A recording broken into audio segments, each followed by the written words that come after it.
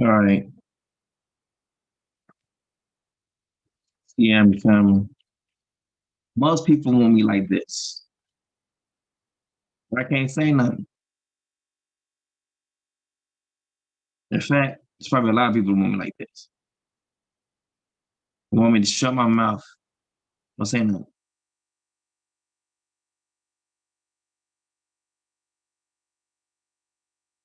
But I can't do that. I have a mandate, and my mouth will not be shut, and my words will not be quenched until all has been fulfilled. So, yeah, family. Salute to everyone watching by Truth Colors. You see y'all Congo Facebook page. Salute to everyone watching by Left Shift to Him RA Facebook page. Salute to everyone watching by Yashayahu Facebook page. Salute to everyone watching by Truth Colors YouTube channel. Salute to everyone watching by Goshen Black YouTube channel. Salute to everyone watching by We Are Bantu Periscope TV. Salute to Goshen. Salute to Micah and Michaela. Daddy loves you. All right. My name is King Music, and this is another session of Truth Colors. Now, there's been some things that's been going around, but like it is today, I woke up this morning, Father was like, having me strong. Like, look, find the video where I tell you where Mapungubwe is. Find that video and play it. Man, I've been searching for that video like ever since he said it. So I understand when the Father tell you something, you're gonna have to do something. There's some kind of investment that you are going to have to make. It's not just be like, here you go. Like it's yours for the taking. But at the same time, you're gonna have to invest. You have to invest some time, swing a sword, something. It's never just like, here you go, eat. No, you have to, even with a bonnet, hey, I'm gonna make you a father of many nations. Change your name today. But what did the bonnet have to do? He had to go cut himself. Not just himself, but everyone who was in under his care, even a stranger, had to get circumcised. So I am convinced that salvation,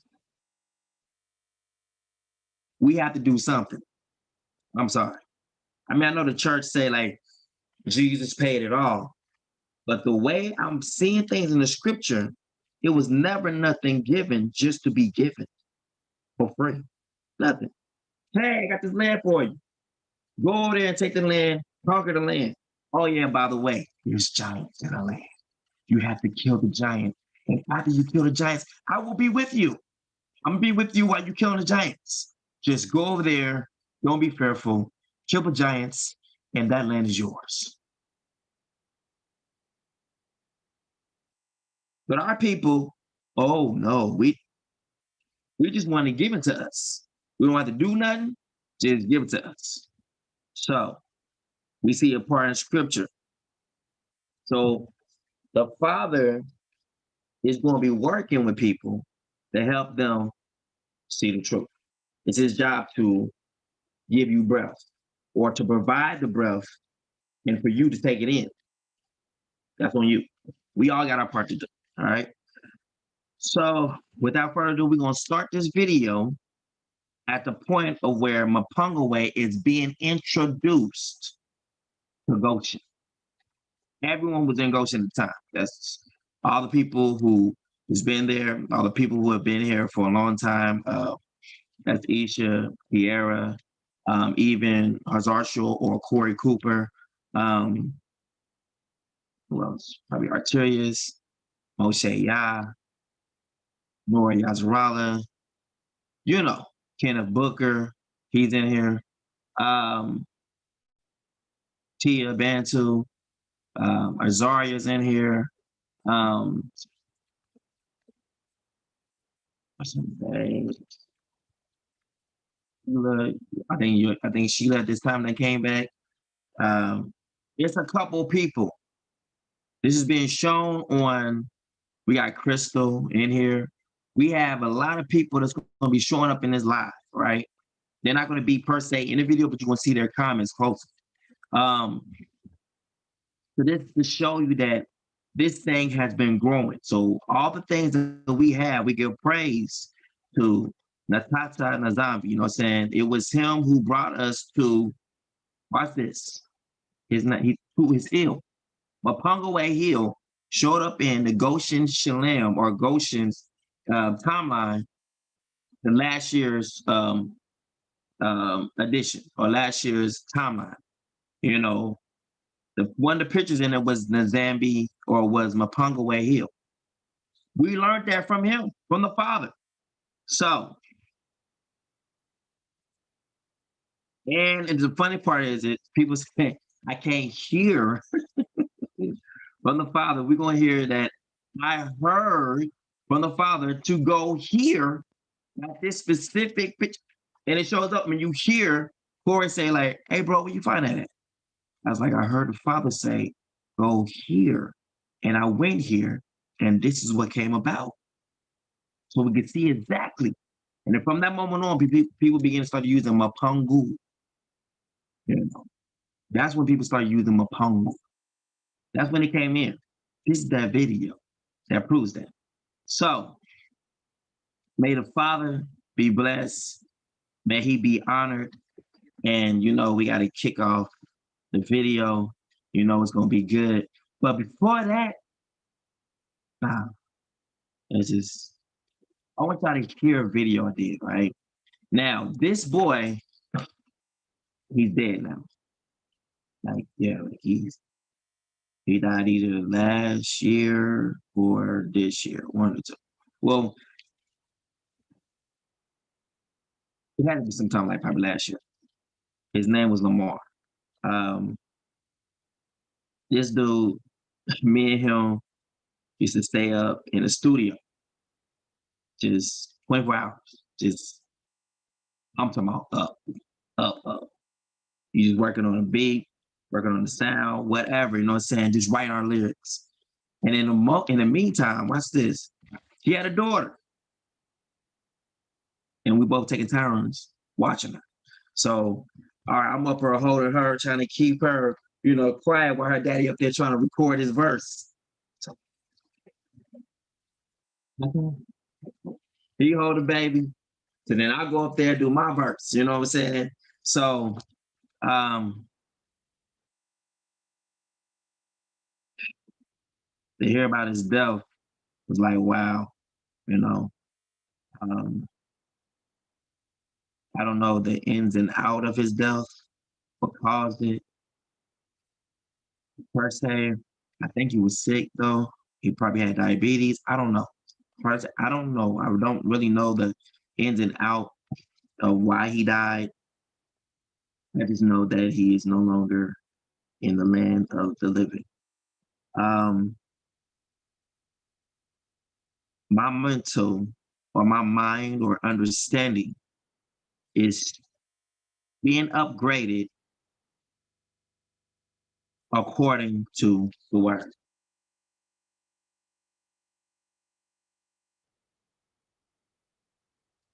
There's some things that I'm just taken by word value. I believe that the Father is an ever-present help in the midst of all of our generations. That even in the midst of punishment, he has to have reconciliation in the process. He has to have it. Because just like there's a tree of knowledge of good and evil, there's a tree of life. If you notice, the tree of life is not absent from the tree of knowledge of good and evil. If you notice, the tree of knowledge of good and evil is not absent from the tree of life. That lets me know that the truth has got to be put out there, even in the midst of lies. Has to. That's balance. That's the yin and the yang. All right, so notice the tree of life or the tree of knowledge comes with knowledge of good and evil, while the tree of life gives life. It's just straight up truth. It trumps the tree of life, the tree of knowledge of good and evil. So to eat from the tree of life causes you to overcome what people think is good and what they think is evil. It is truth. So I believe our minds need to be re-examined.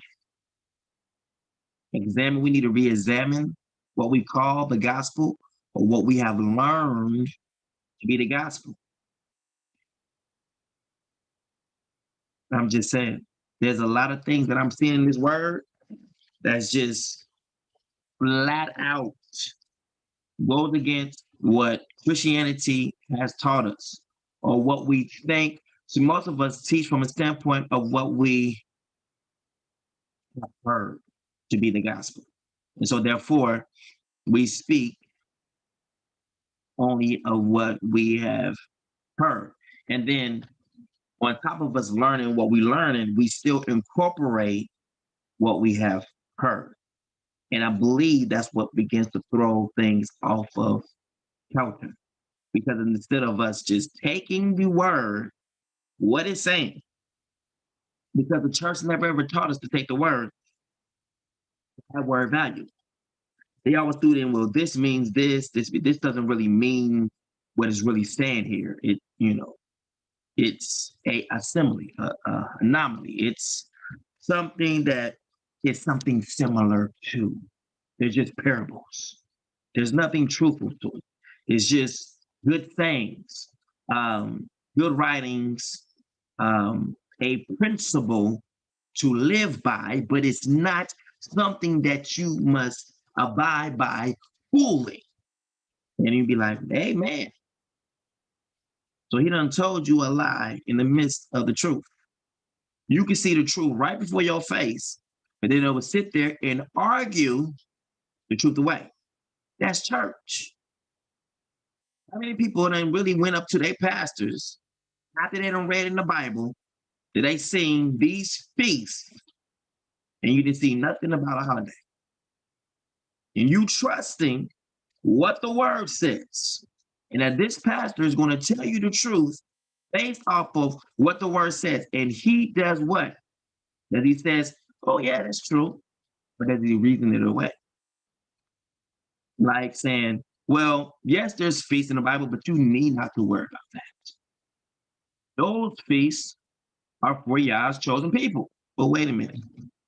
Did we not just get through reading about how we are a chosen generation, a royal priesthood, a holy nation to give forth the praises of Yah? So what's that about? How? I mean, so if there's a chosen, is there a chosen people? Because I've never seen the word chosen together like that. But the way you're telling me is that these people are chosen over those who are chosen. Because I went to, a pastor I had, and I asked him, and he was a prophet. So when I'm telling you this, no one was meant to come out of anything until the Father said to come out. Okay. Hey, I was looking in the Bible and scriptures, whatnot, and I was seeing who was leaning me to the feast because I knew I had to go against one of the pastors in October of 1997. I had to go against my pastor who I grew up with about the feast. I kept hearing the Father say, Amos 5, I hate your feast days. I hate your Sabbath. I hate them. I'm like, why in the world are you angry? What is going on here? Like, remember to this still small voice that people be saying that they hear from you and this sweet thing. I don't hear this sweet thing. I hear anger. He's yelling. I can tell he's not mad at me. Because if he was mad at me, can you imagine his father being so mad at you that you disintegrate? But it says he's an all-consuming fire. Now imagine an all-consuming fire getting really angry at you. Will you be able to stand before his presence? I don't think so. So his word is the same as he is. He said, is not my word like a fire, like a hammer that breaks the rocks in pieces? Can you imagine fire that just burns your skin off? They said that when they see the Messiah, that their eyes is going to rot, it's going to melt inside of their eyes. Their tongues is going to melt inside of their mouths. Imagine that. What kind of heat is that? Same heat like lava. Lava. But there's no way that the enemy can withstand lava heat. How you think you're going to be able to withstand lava soup? So I'm gonna play this song. It's called Lord I Know. Hopefully it's clear, but if it's not, we'll work with it. I want to play this song and then we're gonna get to the trailer, not the trailer, but get to the song, and then we're gonna get into this. Okay. Thank you for tuning in. Let me see if maybe I probably should start playing it first. Let's see if it will. Yeah, it's already there. So we should just take it. Yeah, like that, but do.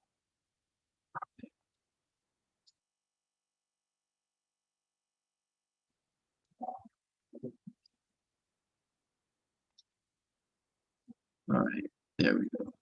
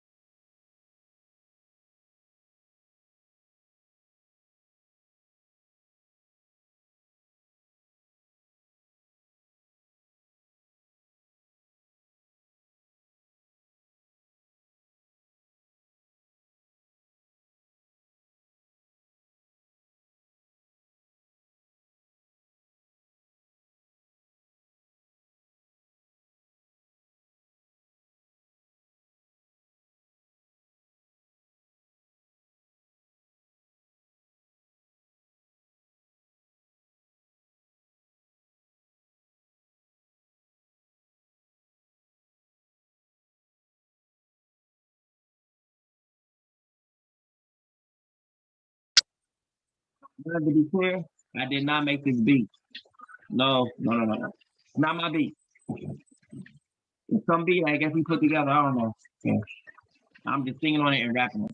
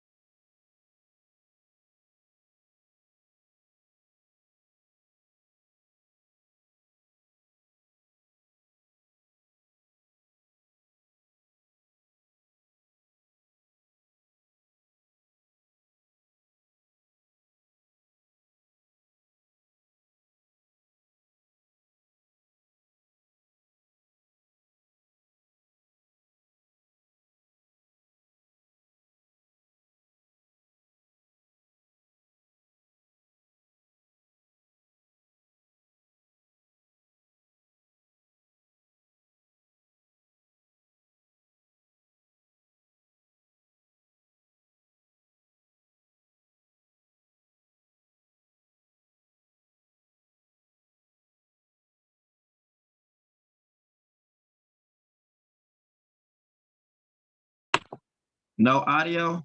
Wow. Okay, let's try that again. No audio?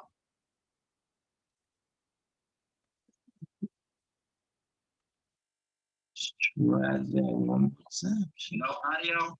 Wow. Let's try that again.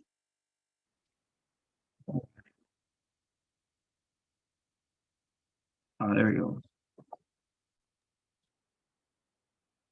There it is. Now it will work. All right, y'all didn't hear nothing. I'm up here rocking out and thinking y'all heard it.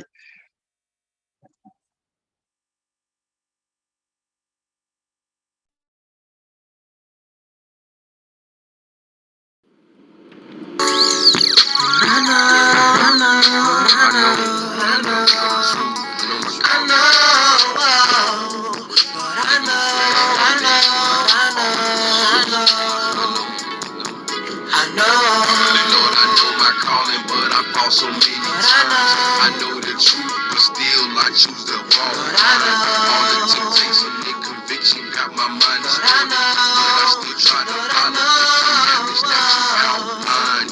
Bottom line, I should have been flatline. When your mercy gave me another lifeline. Lord, I know the truth. Lord, I know my calling. Lord, I follow you. Lord, no stalling.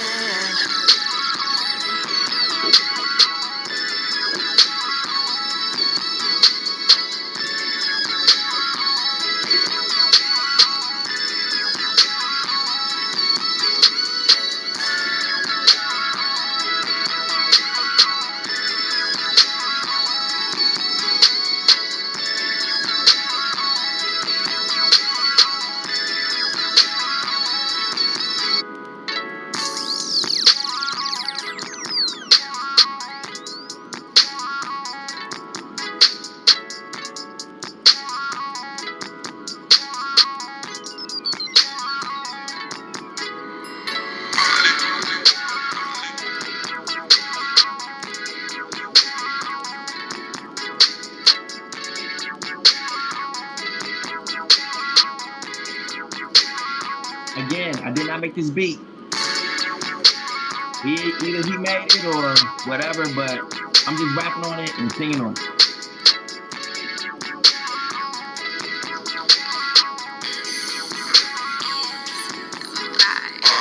Through all the ups and downs, you still right by my side. So all the money and the fame, we evenly divide. It's been a long time coming, girl, you know the deal. And all the bullshit I put you through, I know how you feel. Now I'm a better man, understanding vision clear. We gotta fight for what we want, and that's just how it is. And all the money and the fame stays on my mind. But I think about you, girl, all the time. Father, I'm such a what it means to have character. Your power is elevated in my life. Your authority is my walk. Your word is in my heart. Your Holy Spirit overshadows me. I'm taken by your Holy Spirit and I'm set free. For who the Son sets free is free indeed. From the bars of captivity, my garden is growing plush. The weeds have been plucked. Your good fruit I am stuck, but still there is more. I want more of thee. I just won't settle for what I have with you. Every day your mercies are new. So it's my relationship with you. Let it never become stale and boring. You are my God, my King, my Savior, my Lord, my everything. I know, I know, I know.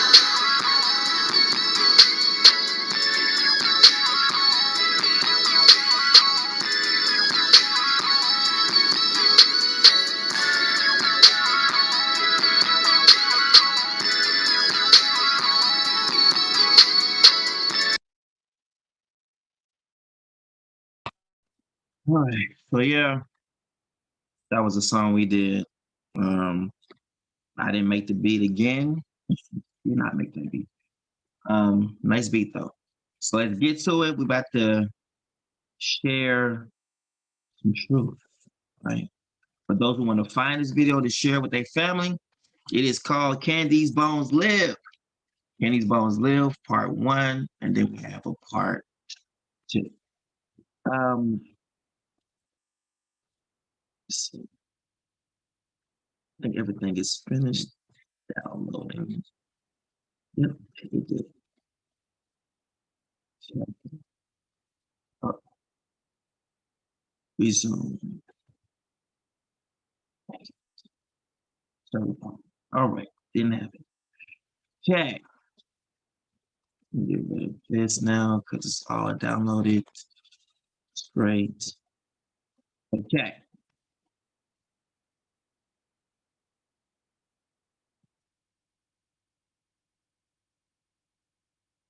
All right. Now, if you can see in this video,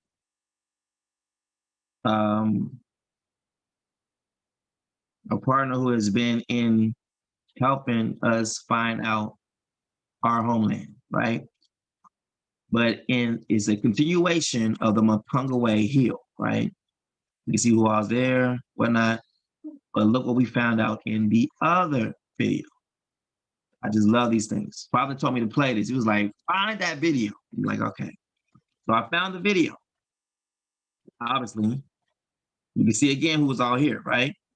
Okay, all right. So everyone's here, all right? So it says right here, Mapungubwe we found in this video, all right? Mapungubwe was found in this video. Father showed it to us in his live video. Here's the proof. Scrub to 2 hours and 45 minutes and 15 seconds. Father was speaking to, and everyone is shocked, right? And Nzambe Ya showed me where this was, right? So everyone knows that. You can see that. So let's get to our, our other video, because that's what we're going to be looking at when we come back, all right?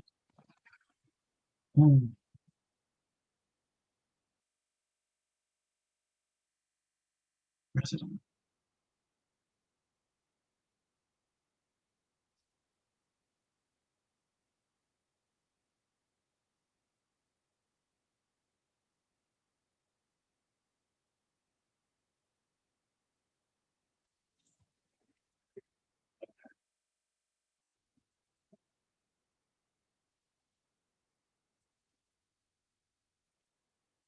All right. So we're going to watch this video real quick, and then we'll kick things off. So you know what we're going to be looking at now.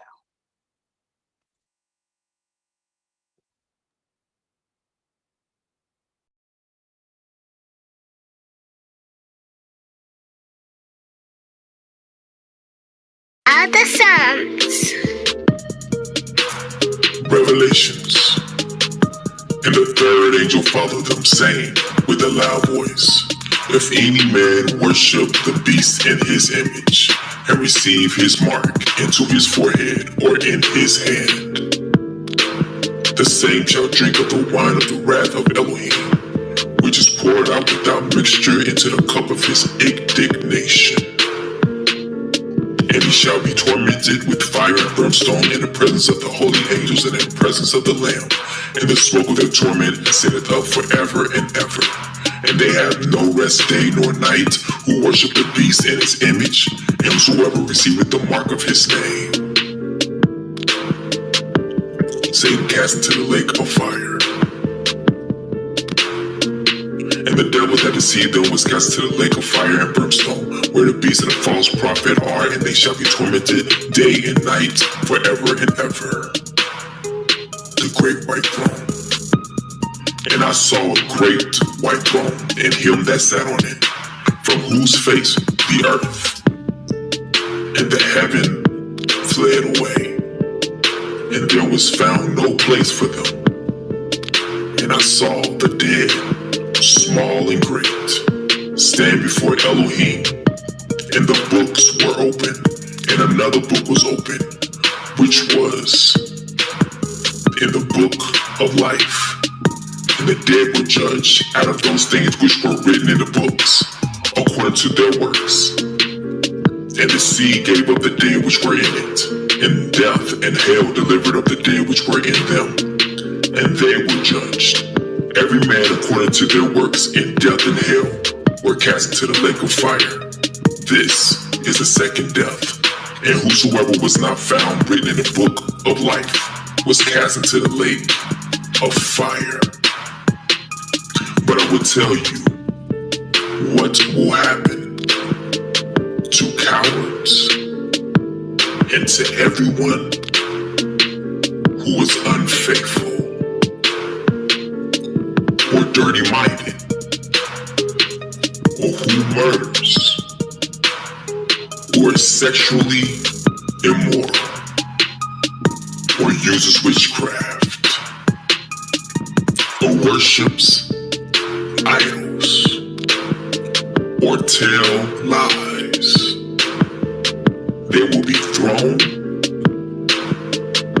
into that lake of fire and burning sulfur. This is the second death.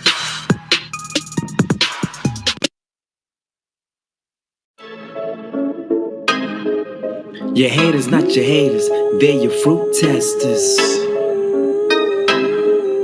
Your haters, not your haters, they're your fruit testers. Hey, Yahuwah says we your haters, not your haters, they're your fruit testers.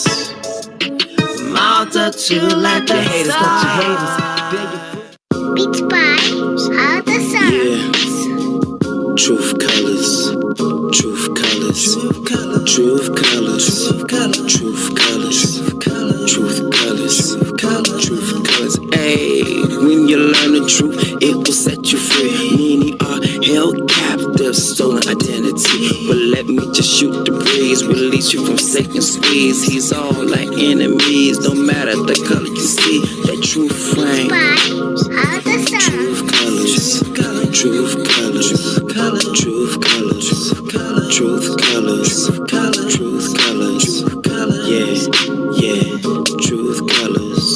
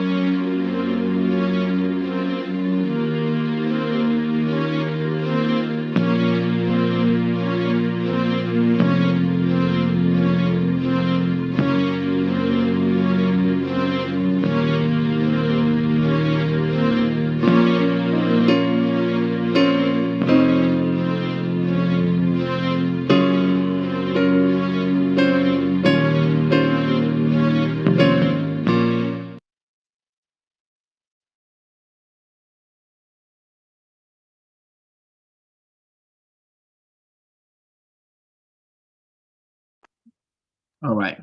So let's kick off with the goodie, shall we?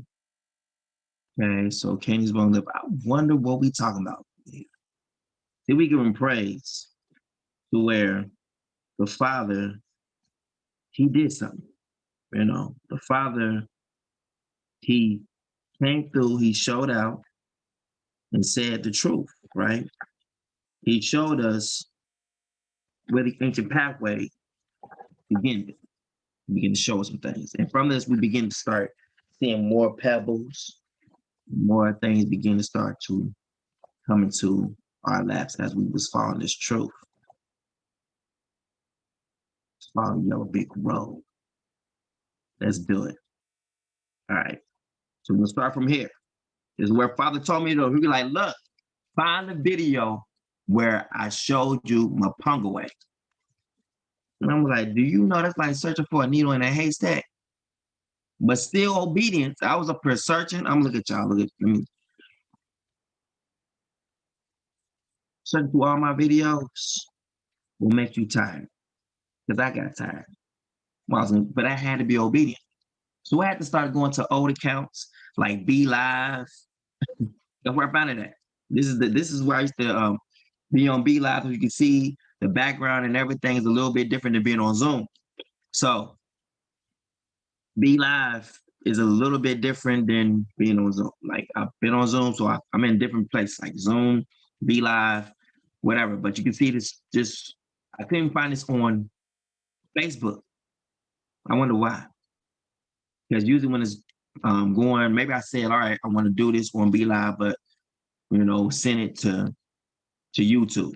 That way, Facebook can't mess with it. Because on Be Live, you can only send to one place, either Facebook or YouTube. So this one shows where Corey Cooper is here. Like I said, other people are in attendance. You can see who is whatnot. You can see where all of us learned the name Mapungubwe here. Because let's just go. We got proof. Receipts. Let's go. Because they parted the Father's name. And they take what is ours. Let's go.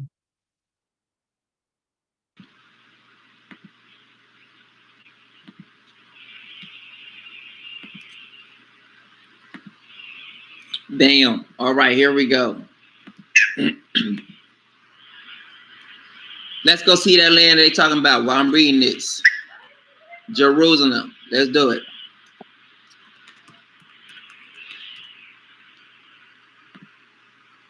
All right.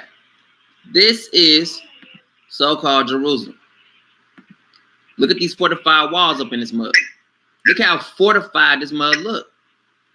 Look what it says in the book of Maccabees. I'm going to read it while you look at that picture right there. He plundered the city and set fire to it. Hold on, here, Father say something. Go somewhere else first real quick. Let's do this first. South. All right, so in this video, you heard me say what? Wait a minute, I'm about to go here. The Father says, nope. Stop what you're doing and get here. So I'm typing up exactly everything I'm hearing him say. So he says, go here. If he's saying go south, where I'm typing in what I'm hearing. It's like, go here. So he is now what? Leading this lesson. He is leading us somewhere. It says, trust in Yah with all your heart and lean not to your own understanding. In all your ways, acknowledge him, and he will make your paths straight. You know what? He will take you straight to the truth. So right at this moment, you can see that, hey, Father's kicking in gear. Like, look, all right, he's interrupted what I wanted to do. Now we're following his leading to another location. Let's see where he takes us.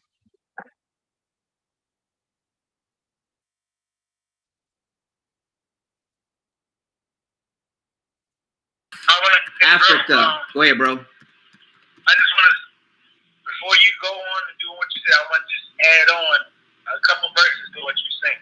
Go ahead, bro. It's Lamentations chapter.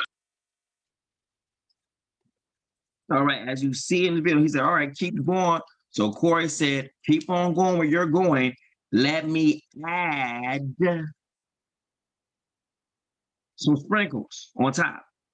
Let me add a cherry on top to that. What you've already said, what you already been showing out, let me add to it. That sounds like a combination there. You had something to say, I had my piece to add.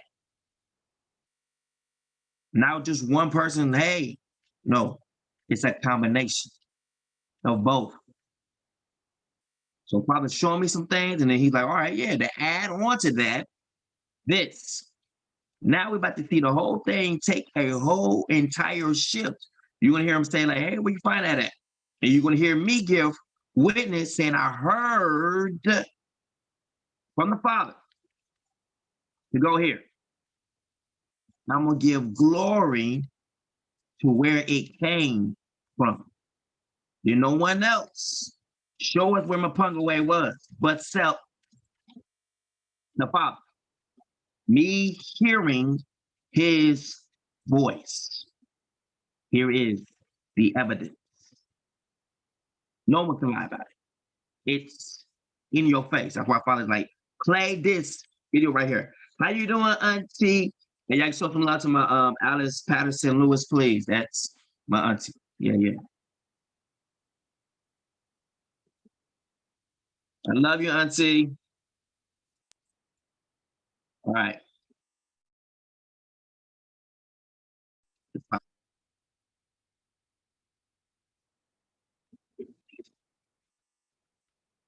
We can still hear you through the phone.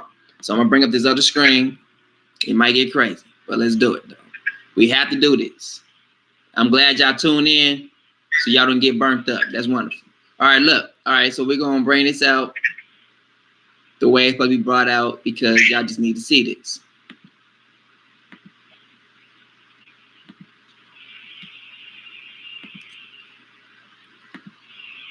Bam. All right, here we go. Let's go see that land they're talking about while I'm reading this. Jerusalem. Let's do it.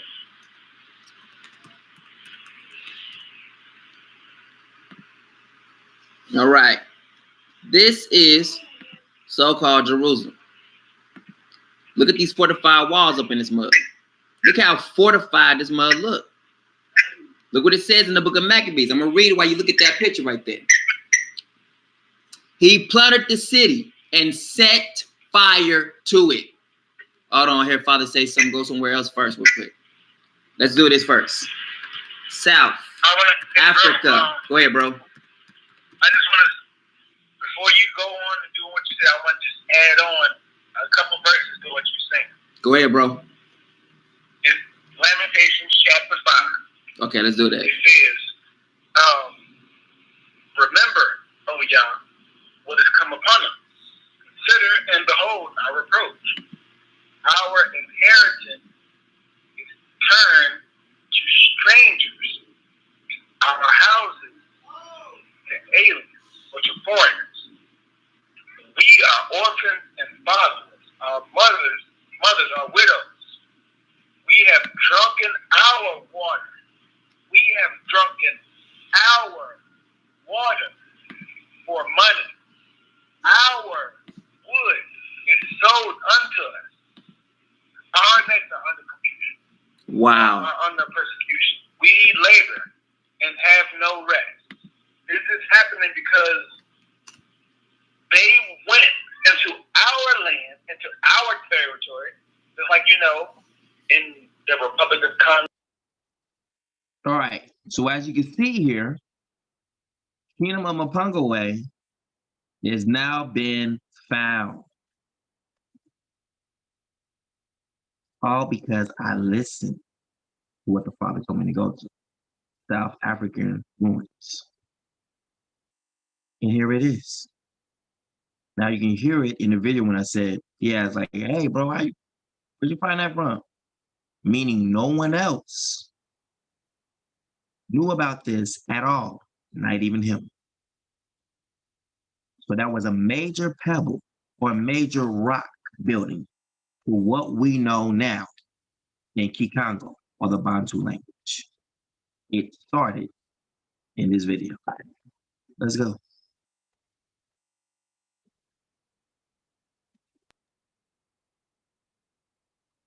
Congo and all South Africa and Central Africa, they parted the Father's land. And they take what is ours and sell it back to us. That's what this was. Our wood, our houses, our water, our land. And we live as strangers amongst heathens in our land. Bro, I just found something. Like, dude, I think I just found the name of the land.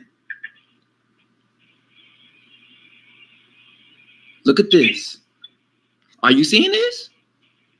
Are y'all seeing this? Dude, are you finding it? Dude, I think I found the land, bro. Look, that's what's whoa. I know this from what because I only know what I know about Bantu. I know Mpuku means almighty.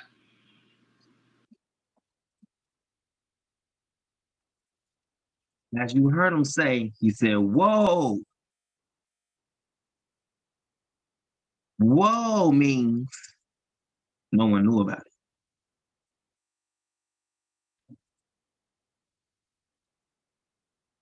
Huh? No one knew about Mapungubwe, but where did I get it from? I'm going to give reference to where I got it from. The Father. I was just being obedient to what he said. Go where he told me to go. And we found this beautiful treasure that called for us to build upon something. This is an ancient pathway that was given to us on this live video. And those who are in attendance, you can see them on the side. So let's see who was all there for this lesson, who actually got what they have right now because of these videos, because the Father moving. Let's go. That the first word, the kingdom of Mapungubwe. I know that means Almighty. I don't know what BWE means, but I know the first part of it, Mapungubwe. I know that means the Almighty, and that is crazy. Kingdom of the Almighty. That means kingdom of Almighty. Dude, wow. Kingdom of Almighty. Where is this from? What is this you looking at? What am I looking at? Dude, Did you see in the video? He's like, where's this, bro? Where's I'm looking at? No one knows. So it's being brought out on Truth Colors live. This is stream when December 28th, 2019. Well, the Father is bringing out some things. That's why he says, find that video. Why? Because this video shows a lot of things. And then we're going to go all the way to the beginning of this video. Then we'll play part 2. So the whole thing is what? 4 hours and 6 minutes and 23 seconds. But it's a good listen to. So y'all going to hear him say, and then we're going to start from the beginning. You know? So they can see this part right in the beginning, like, boom. Who found Mapungubwe? The Father. All praises, all glory to him. But I thank him for giving me an ear to hear his voice. So, if I can hear his voice in this video, excuse me, to take me all the way, to take all of us to where we at right now, from there to here now. So you mean somewhere down the line he just stopped speaking and I stopped listening? How is that possible? All I'm doing is what I hear him say do and do what he told me to do. So that means I must be righteous. Because what righteousness is. Man's obligated to follow the commands of Yah. That's his spoken word, as well as his written word. So by me listening, it takes us to somewhere else. So you mean from December 28, 2019, all the way to 2020, now to 2021, the Father stopped speaking to me. Let that sink in for me. I'm off. But we got on because of me being able to hear. But somewhere down the line, I done got off.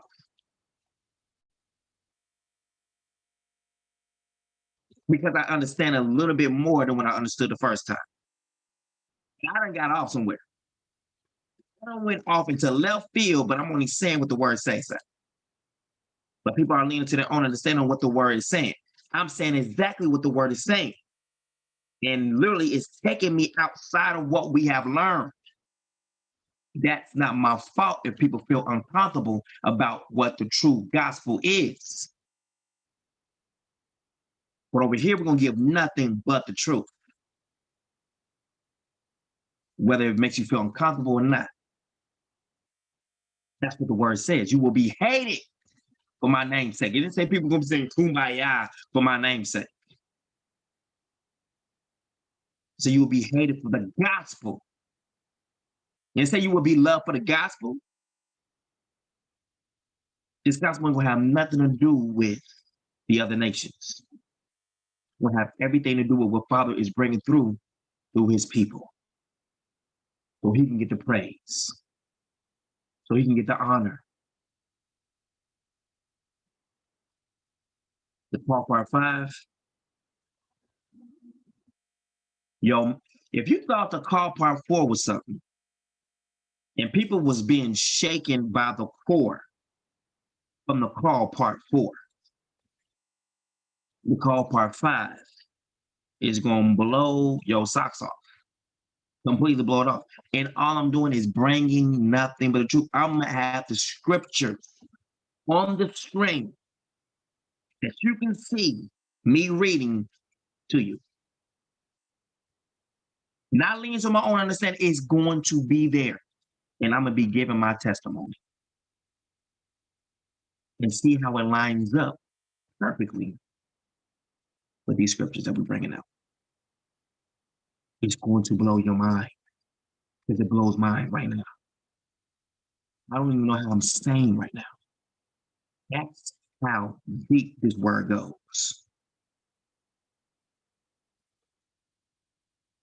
Let's go.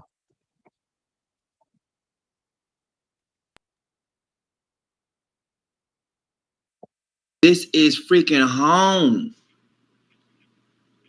I think this is the mountain that he's talking about. Look, the kingdom of the Almighty was a medieval state in South Africa, located at the confluence of the Sachet. What's this?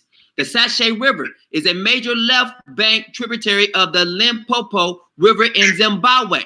It rises northwest of the Frenchtown, Botswana, and flows into the Limpopo River where Botswana, Zimbabwe, and South Africa meet. This is Bible. The confluence is at the site of the greater Temple of Yah Transfrontier. Dude, this is it. Look at this. Limpopo Rivers. Look at it. I'm trying to say, I can go back on my post, one of my posts from a long time ago. I've tried to tell people that the Limpopo River is one of the great rivers of the river. Yeah, I remember that. I remember that. Great Zimbabwe is Habana. Ophir, well, that's where Solomon got the gold from. Exactly. So this is crazy right here. Dude, I told you Father wanted to speak. The kingdom of the Almighty. Do you see where we at right now, family? Do y'all see this? Who has discovered this? Dude, the Limpopo River rises in South Africa, nowhere else. Why is it they don't have Israel there or Jerusalem? Huh? Yeah. Limpopo River rises in South Africa and flows generally eastwards through Mozambique to the Indian Ocean. The term Limpopo is derived from the Rimbombo, a group of Tsonga. Go ahead, bro. The first part of Mozambique, because people don't know Kikongo. Like, I'm not obviously I'm not a professional Kikongo, but I do know bits and pieces of it. Mozambique means from Yah. Mozambique means from Yah. And then I don't know the K-U-E part, but I know Mozambique means from Yah. Wow. So this is bro. This is new right here, bro. This is new. I can't lie. This is something right here. This is new. Ain't nobody deny this. Ain't nobody gonna deny this. Mozambique is that's from Yah. Mozambique, and then I don't know what K-U-E means. So listen, you hear what I'm saying? That no one's bringing this out. No one else really knows about this right here. This is Corey Cooper saying that himself. That's why Father said, find that video with Mapungubwe in it. Because this right here, close the casket. It shows the truth. It shows what I've been trying to show from the beginning. It was like a partnership that just broke away.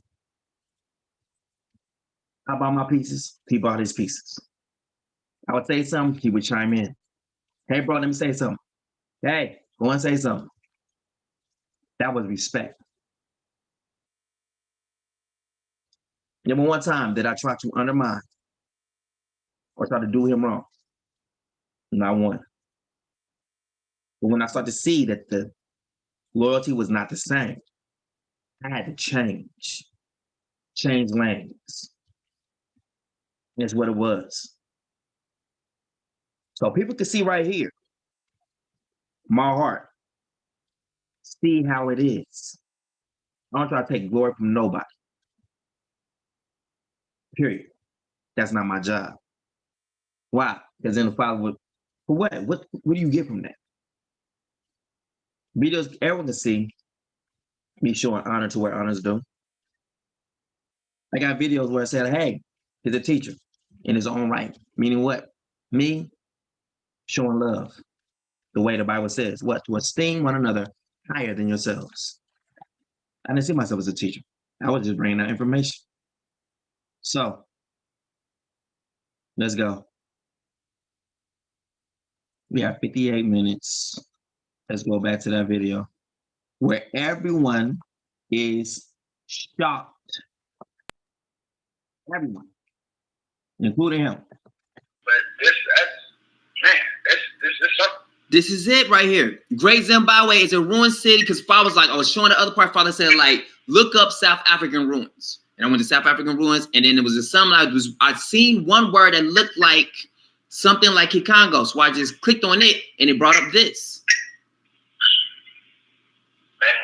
And not only Great Zimbabwe, I remember that one other place that you had brought up before, that stone foundation, the stone place that they had found that was way underground, and they found how they were making sacrifices, and it fit exactly from Leviticus. I forget what chapter it was. So here it is again. He said in the video, he said, I don't know what other video it was that you had brought up something important again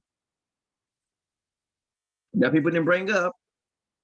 He said that you brought up another place that was important, like an ancient path that you brought up. He says it in his video. Oh yeah, it's not. Let's rewind that real quick.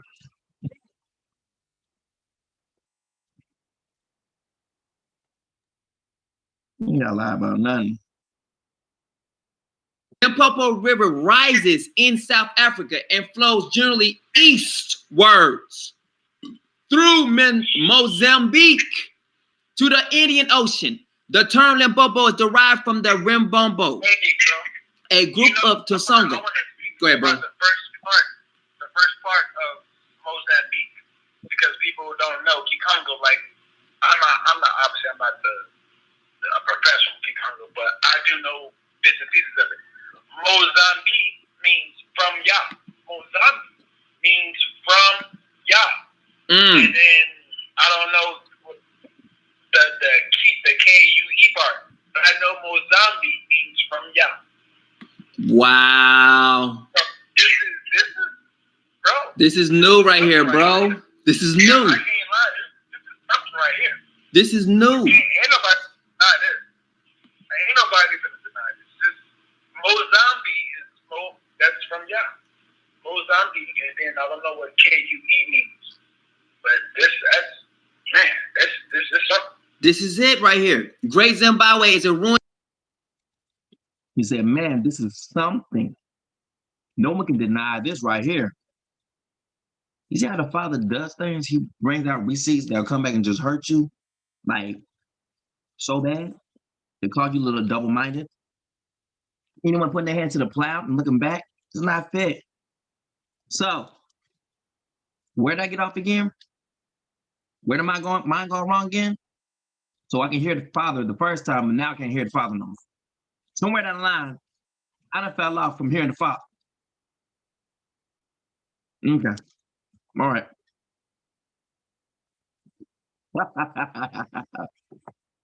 Let's go. One city, because Father was like, I was showing the other part. Father said, like, look up South African ruins. And I went to South African ruins, and then it was a something I'd seen one word that looked like something like Kikongo. So I just clicked on it, and it brought up this. Man. And not only Great Zimbabwe, I remember that one other place that you had brought up before, that stone foundation. The stone place. I remember that one video that you have brought up before, that one other place that you brought up before with that stone foundation. So I brought some stuff, okay? So I brought some stuff to this truth. I brought some stuff. I'm not just taking people's stuff and putting it out there, right? I brought some important information. Okay, all right. And I heard about where? From the Father. Oh, okay. So I'm bringing out some important information that I'm hearing Daddy say bring out. He's leading me where I need to go to find the important stuff that people are not bringing out. Okay. But somewhere down the line, he stopped speaking. Okay.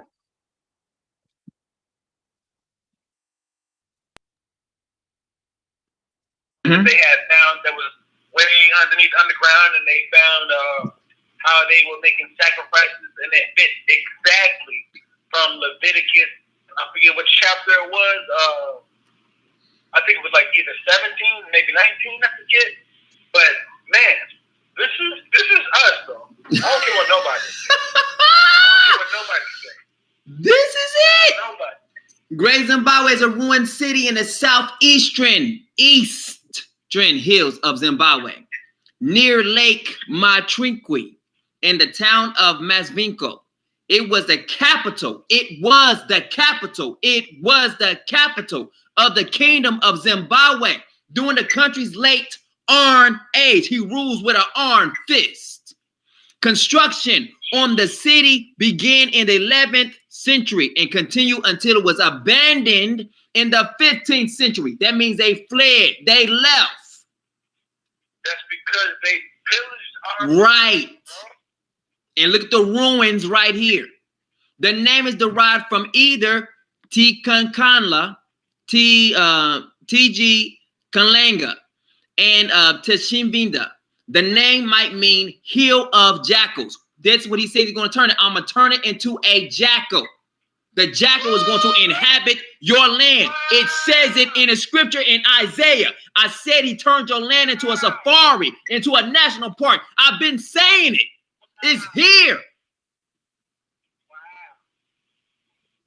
It's not my word like a fire. And like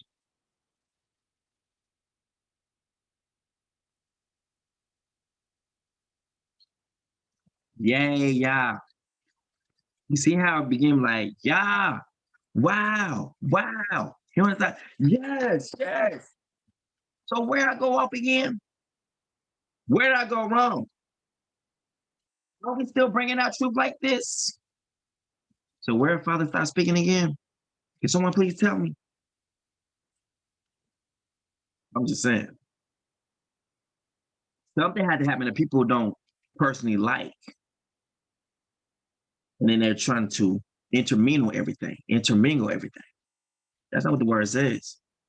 It says that literally, it don't tell you anything, it don't talk anything about the king's character at all. It says that his spirit will be upon his king. That is the anointing. A king must be anointed. Period.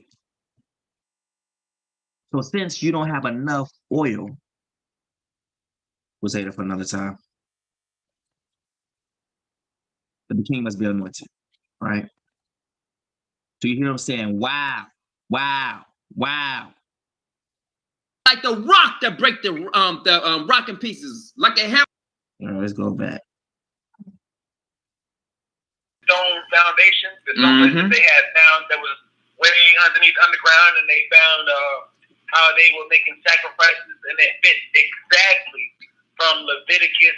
I forget what chapter it was.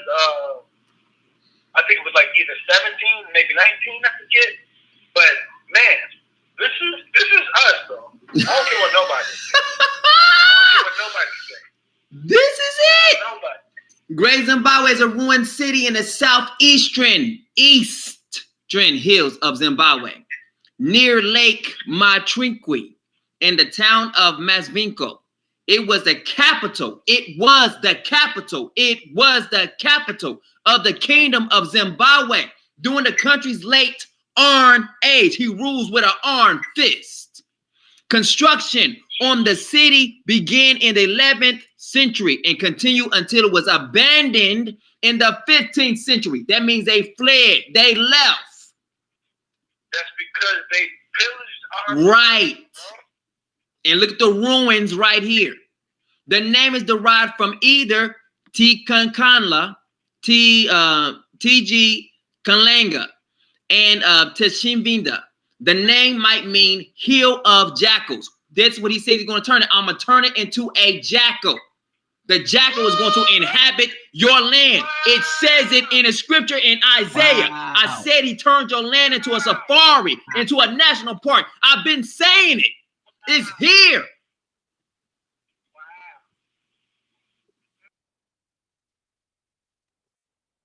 I said, I've been saying what?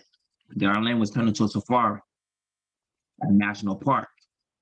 So this would cause people to start looking for national parks and safaris in what we know to be is Africa, or some of us call it Imbo. I learned Imbo through Etana. She was looking at something from, I don't know where she got it from, but she got it from somewhere. So I was trying to say the right name. I heard her, she was like, well, we found out the name is actually is Imbo. That was Etana.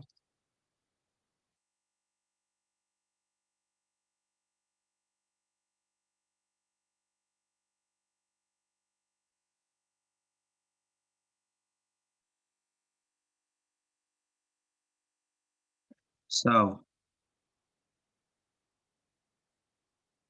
it said the fear of Yah will make him of quick understanding.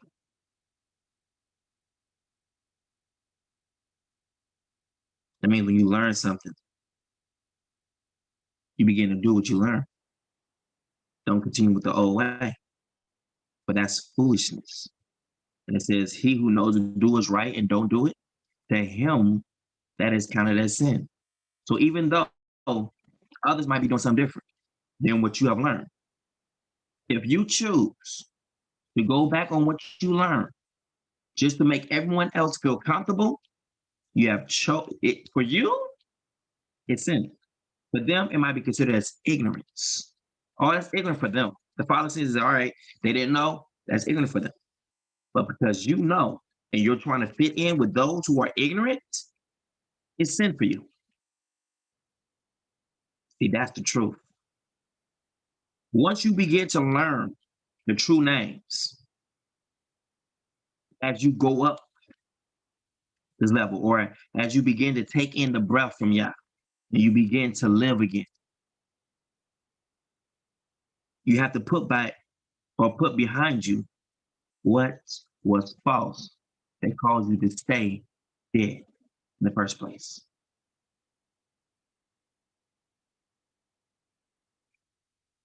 So you are obligated.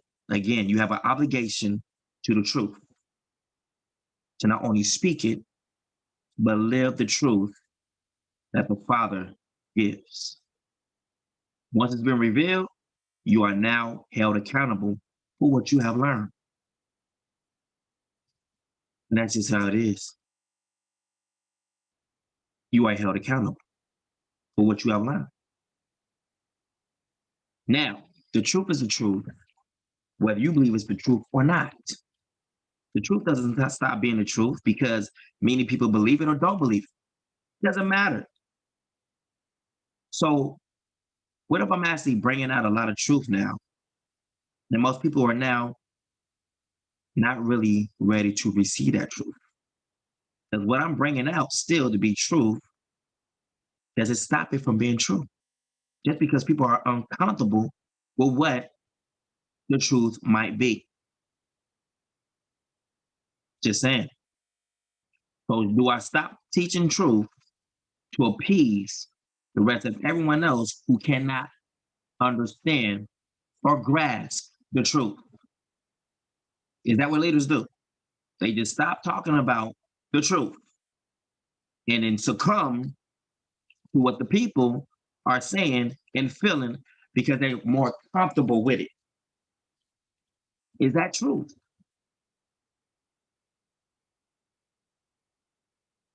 And where do you see that at in scripture? Where any so-called prophet or a person who was of the kingdom was told to lessen their message or soften their message so that people can receive it.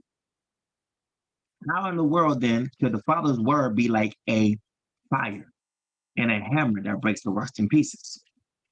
It's more like the Father's going to say his word, and he said what he said, and he mean what he said, regardless of whoever likes it or not.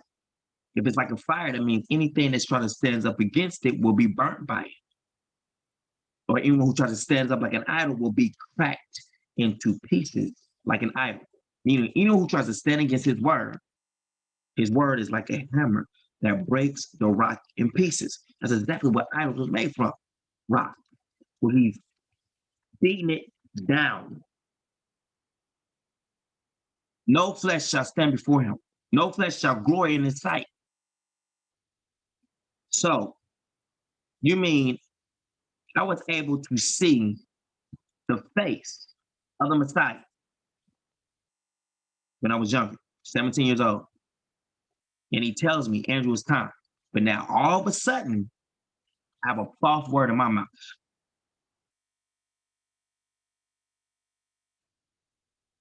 I've been saying this for years about my testimony. Guess what? My testimony lines up in the scripture. And we're going to prove it. Not right now, but it's coming when I say that. Let's get on to it. So everyone's shocked and everyone's happy. Is not my word like a fire and like the rock that break the rock in pieces, like a hammer that break the rocks in pieces. The Father is doing it. The two witnesses are ever before you, but y'all don't see them. It's the first time it's ever been brought out this way, ever, in any of all of history of our time being here. The first time. Why now? Because Father's about to act. Kimbo, Natatata, Nzambe Ya. He went into praising the Most High. Kimbo, Nata Nzambe Ya at this revelation. See, I love my daddy. He always tell me what video to play to do this, to honor naysayers. All praises to his name, baby. We're going to keep on playing it again because you heard him.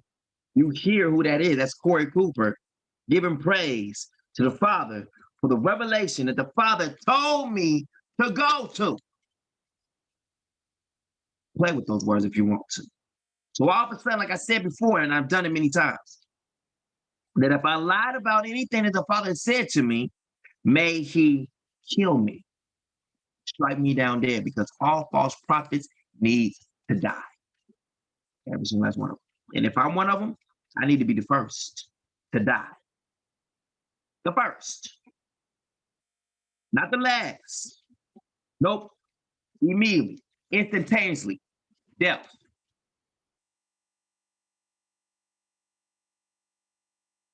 I put myself out there first. So I'm not talking about just anybody. Oh, if I'm lying, may the Father strike me down instantaneously.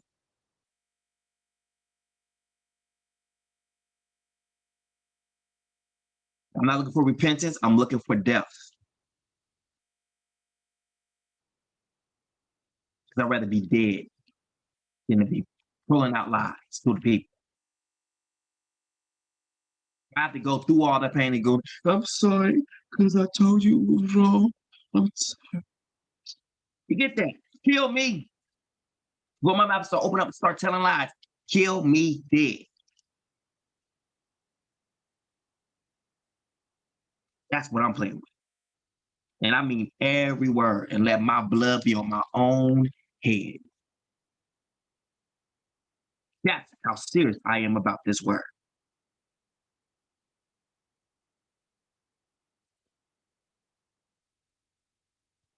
Let's go. Let's go. You hear him praising, right? time it's ever been brought out this way, ever, in any of all the history of our time being here. The first time. Why now? Because Father's about to act. Kimbo, Natatata, Nzambe Ya Zulu. Let's go. Let's go. Let's go. Let's go, bro. Wow. Wow. Kimbo.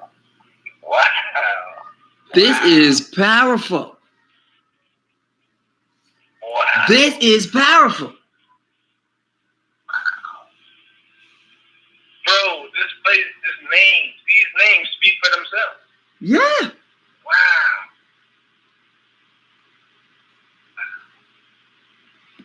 It's getting close, family.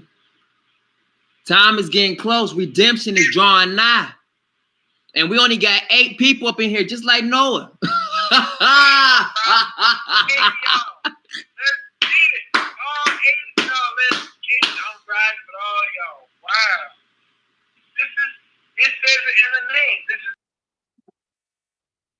He says, I'm riding with all y'all. There's just 8 people here. I'm riding with all y'all. So what happened? Why did he start riding? After making this declaration of seeing his revelation being poured out, I'm riding with all y'all. People need not to say things so quickly if they're not meaning to do things, because people are held accountable for what they say. That's why I tell people, like, hey, I'm gonna be here forever. I'm gonna be here the will, whatever. I'm looking for those people now. See, that's through the heartache, through when everything is good that you understand, everything is bad that you don't understand, you're riding through. I'm sure there was some hard spots, even with the father and having the children of Isolele. Some hard spots. But the father still rolled through with them. He stuck it out with them. We don't know what it's like to stick out. We run at first time when we don't understand something. That's why the Bible says, you can lean not to your own understanding. That means he's going to take you outside some things that you may not understand. That's what that means. Lean not on your own understanding. That means if you understand everything he gives you, how is he showing you anything new? If everything that he tells you, you have to understand it, wouldn't that be you lean to your own understanding?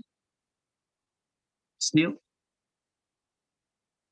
Did you think Abraham knew what he was saying? Like, hey, leave your father's house and go to a land I will show you? Number one, he is taking him outside of what he understands. I'm going to take you to a land that you've never been to. Let's look at that real quick. And then we're going to continue with this video. So we're doing. Go to a place. I will show you. It didn't say that you understand, that you know. You know what, Abraham? I'm going to show you a place that you already understand. The Bible says, lean, look what it says, the calling of Abraham. He had to be what? Willing to leave what he has learned, what he has known. In order to become a new wineskin, you have to leave the old behind. That means allowing new oil,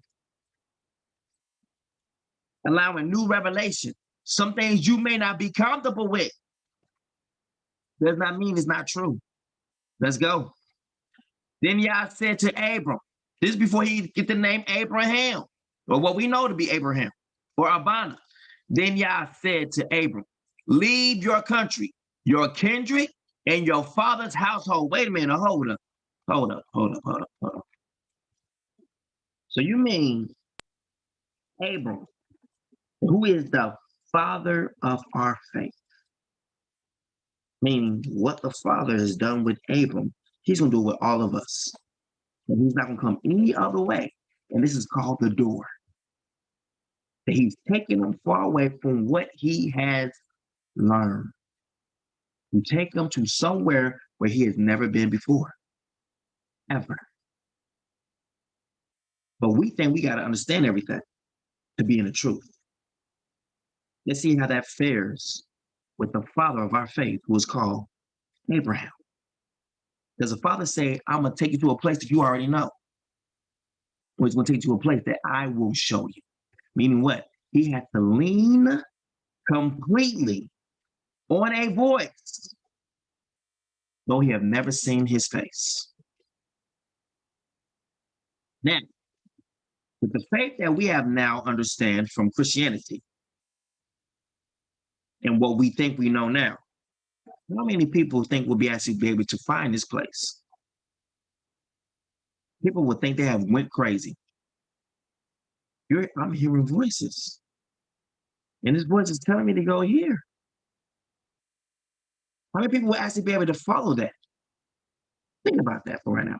If people are having problems because something new has been interjected into what they think they understand, how many people will actually be able to actually bring forth glory to the Father by doing what he said do without you leaning to your own understanding in anything?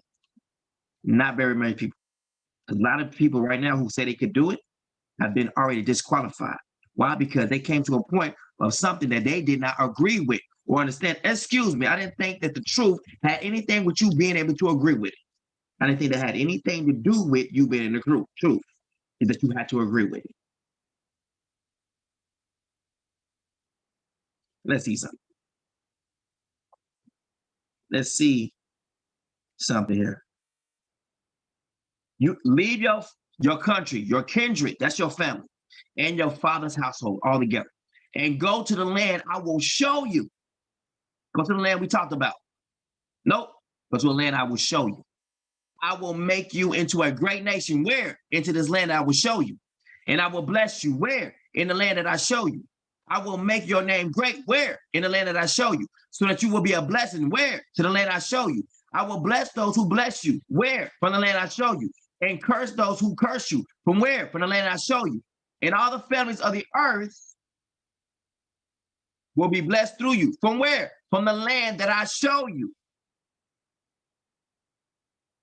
So Abram departed as what? As the Father had directed him. He didn't lean to his understanding.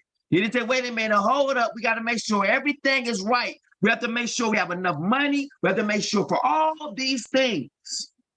No. The Father had already equipped him for what he needed. So that's what the Father was telling him now, that I've already given you what you need. Leave.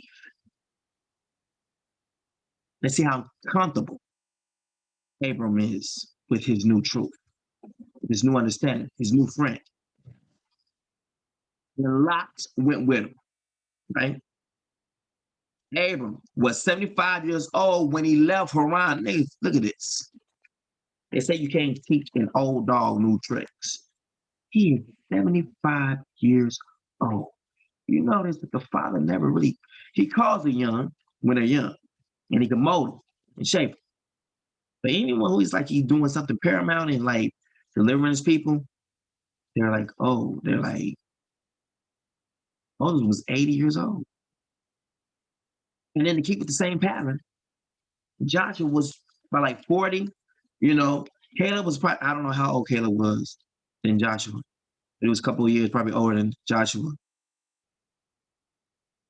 Because we hear when it's time for them to take the mountain, after 40 years of being in wherever they was at, Joshua could have been 60, but Caleb could have been 80 years old.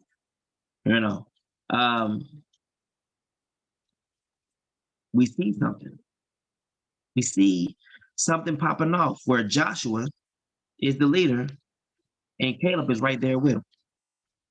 And Caleb's like, look, I was like 40 some years old when Moses said that since I was one of the spies that went over there, he said, where I put my foot at, he said that place is mine.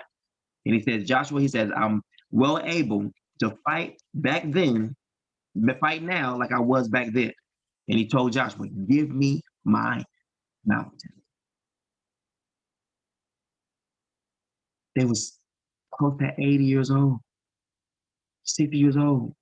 delivering the children of Isolele out of the land because our people don't believe when it first comes out. So then it's like that generation has to die off. And then the deliverer is like 80-something years old or 60 years old, trying to deliver Isolele from those who are not disobedient. Notice it never says how long Jacob's trouble lasts. Never says it. It just says Jacob's trouble.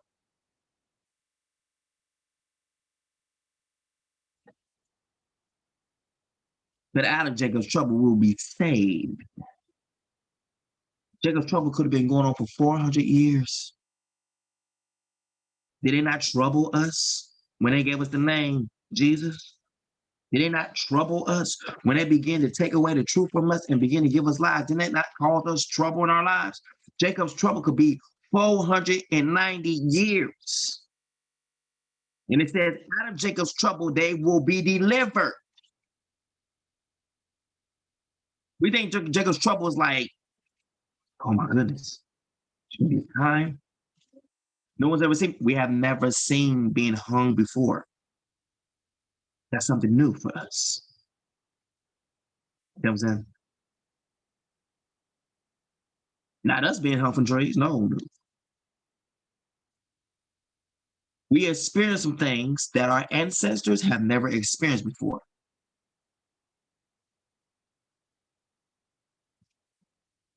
And out of Jacob's trouble, we will be delivered, saved. Keep talking about your bondage. Your bondage, the house of bondage. When you went back into Egypt by the way of ships, that was Jacob's trouble, the beginning of it. Isolele's trouble, the chosen seeds, trouble. Every single place where we have touched, it has been trouble. The first moment that our foot touched ground or touched down in America, and they want to call segregation, that was called trouble. When you have to drink from a white fountain or a drink from a fountain that says blacks only, that was trouble. When you had some hoses going against your body, you had dogs being sent against you in a black and white time of what? Of the civil rights movement, that was Jacob's trouble. When you could not sit in front the seat of the restaurant without being beat in the face, slandered, or whatever is going on, I'm sorry, but that's Jacob's trouble. We ain't waiting on Jacob's trouble. Jacob's trouble being here, but our people can't see it. But the Father said he's going to deliver us out of Jacob's trouble. It ain't going to be no pain, and then we come in with some more pain, and that's Jacob's trouble. Listen how that sounds.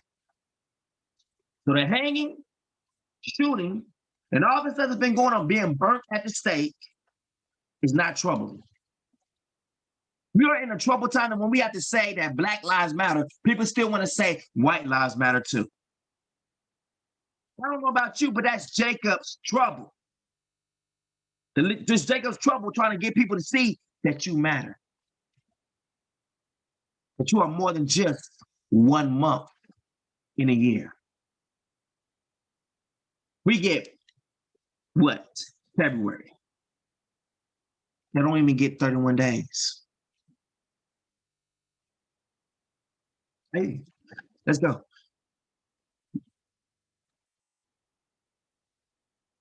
Father said, go get it. So we're going to go get it. Let's look at how many days, how many months get 31. Let's go look at that. 21. Let's see how many days get 31. 2021. Let's see how many months gets 31 versus your time that you are so supposed to be happy about. Let's see. Let's go see. 31, that's January. 28, that's February. March, 31. April, 30. May, 31. June, 30. July, 31. August, 31. September, 30. October, 31. November, 30. December, 31. Let's look, we got the shortest stick You have the shortest stick, the shortest end of the stick. But they love you though, right? They love you though, right? Oh, we gave you a month. They gave you the shortest month ever.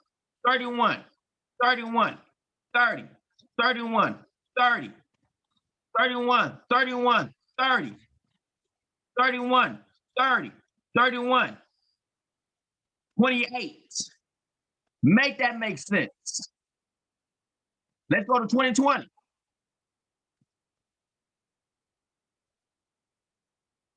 31, 29, 31, 30, 31, 30, 31, 31, 30, 31, 30, 31. Let's go back to it again. 29.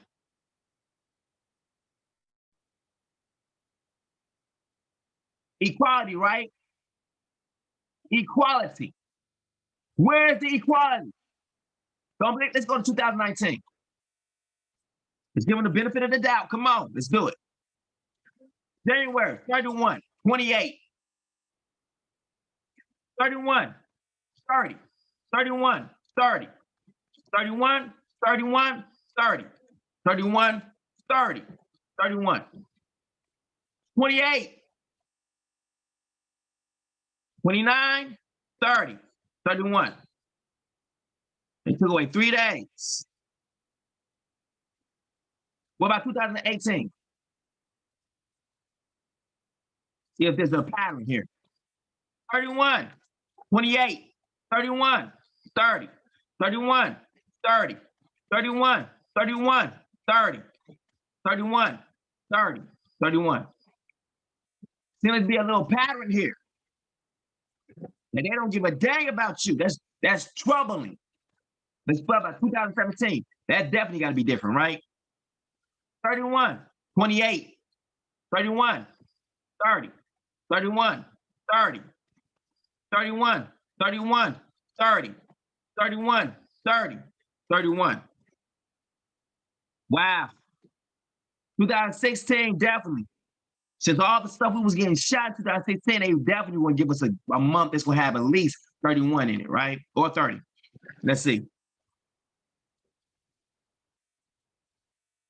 31, 29, woo, 31, 30, 31, 30, 31, 31, 30, 31, 30, 31. Man, we was shy by 30 by 1 day, right? But we still didn't get to 30. We only got 28 and 29. You will never see a 30 hit in February, ever. 31st, this is 2015. 28, 31, 30, 31, 30, 31, 31, 30, 31, 30, 31. Let's go to 2014. There's a pattern here. 31, 28, 31, 30, 31, 30, 31, 31, 30, 31, 30, 31. Wait a minute. But we're supposed to be happy about Black History Month when it's literally keeping with steps, it's keeping with you're still a slave. We still see you less than us. But we don't put those together because we want to be about love and caring. Where they have showed you time and time over again, they don't give a damn about you. And then they gave you the shortest month to show you how much they care about your history. When everything that they have came from you. But we want to give you 30, we only give, my bad, 28 to 29 days to tell the world your story. And in the midst of that, we're gonna throw in a false holiday. We're gonna throw in a holiday. So if it's Black History Month, there should be no interference from nothing else. There should be no Roman or European practices inside of your month, or right there dead in the center. February 14th. February 14th is what? Valentine's Day. Let's go look at that real quick. How much they care about you. I want to show you they love. How much they love you. How much they care for you. Let me see. Valentine's Day. When is it? Valentine's Day. Calendar. When is it?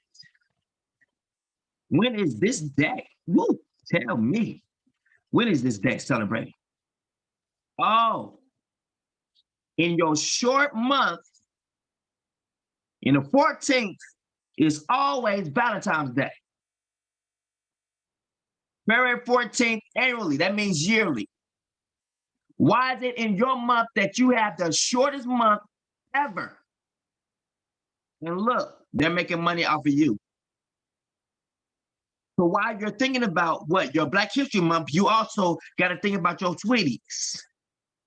February 14th, 14th, 14th, 14th, 14th. So they throw themselves in the midst, the center of your month. That's done by design. This is to show you that you are a slave. So in the midst of you getting your month, and it's not even a month because a month equates to 30 days. That's a month. Anything less than that is not a month. Look at that. You don't even get a full month. So they say Black History Month. Ain't no month. A month is 30 days. Let's go look at that up real quick. Let's see even by their own standard what a month is. What is a month?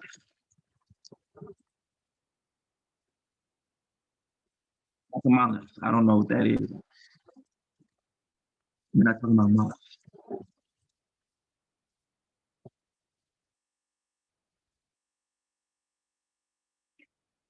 A period of time between the same dates and the successive calendar months. The present rule was extended for 6 more months from March 3rd. Look at that, they had to put it in here. A period of 28 days or 4 weeks. Why they have to put that in there? To make sure that they have a regulation. And notice they put the shortest one in there first. Now,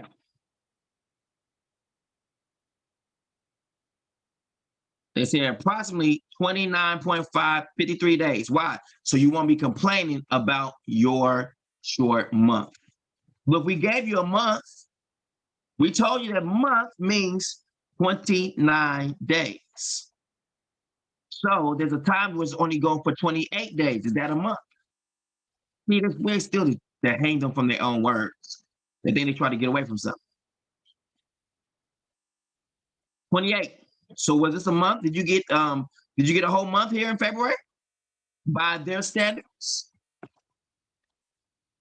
They said what? A month is a unit of time used with calendars. But is it used with a timeline? Nope. Which is approximately as long as a natural period. To the motion of the moon, moons are coordinates. The traditional concept arose with the cycle of moon phases. Such months, lunations, are synodic months and last approximately 29.53 days. So it's a lot of times we're not even getting the whole month, right? According to them. So still, no matter how they look at it, you're still not getting whatever kind of month they say you're supposed to be getting. You're not getting it. Look, 29 in leap years.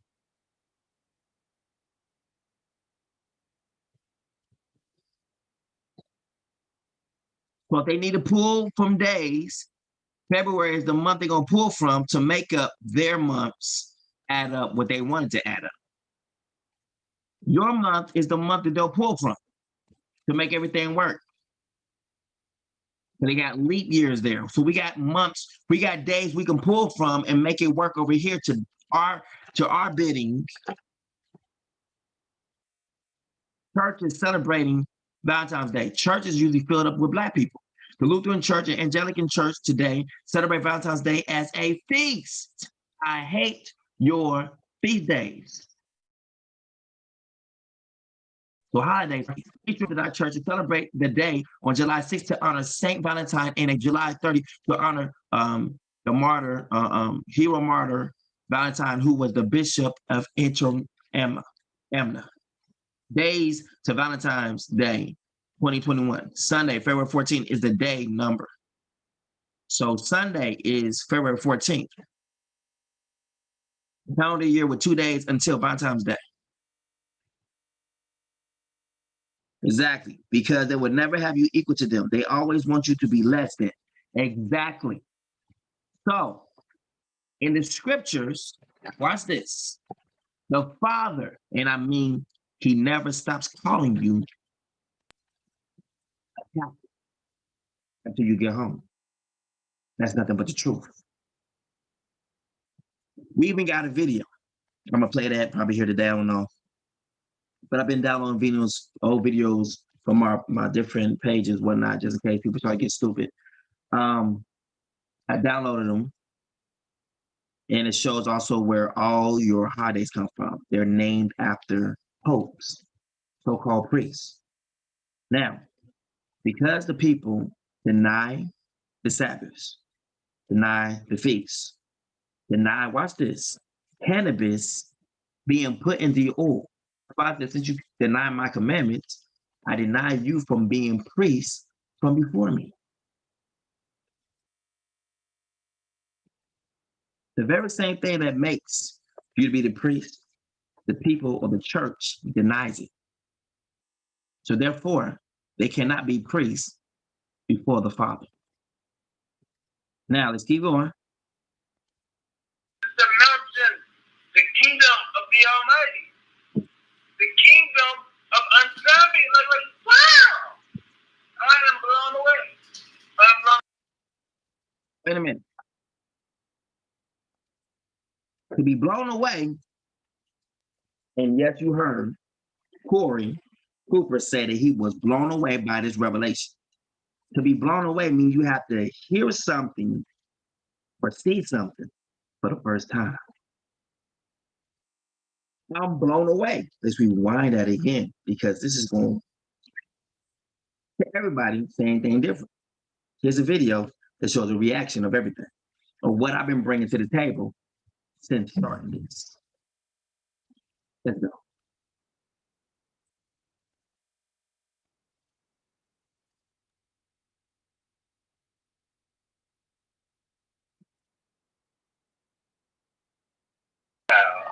This is powerful. Wow. This is powerful. Bro, this place, these names speak for themselves. Yeah. Wow.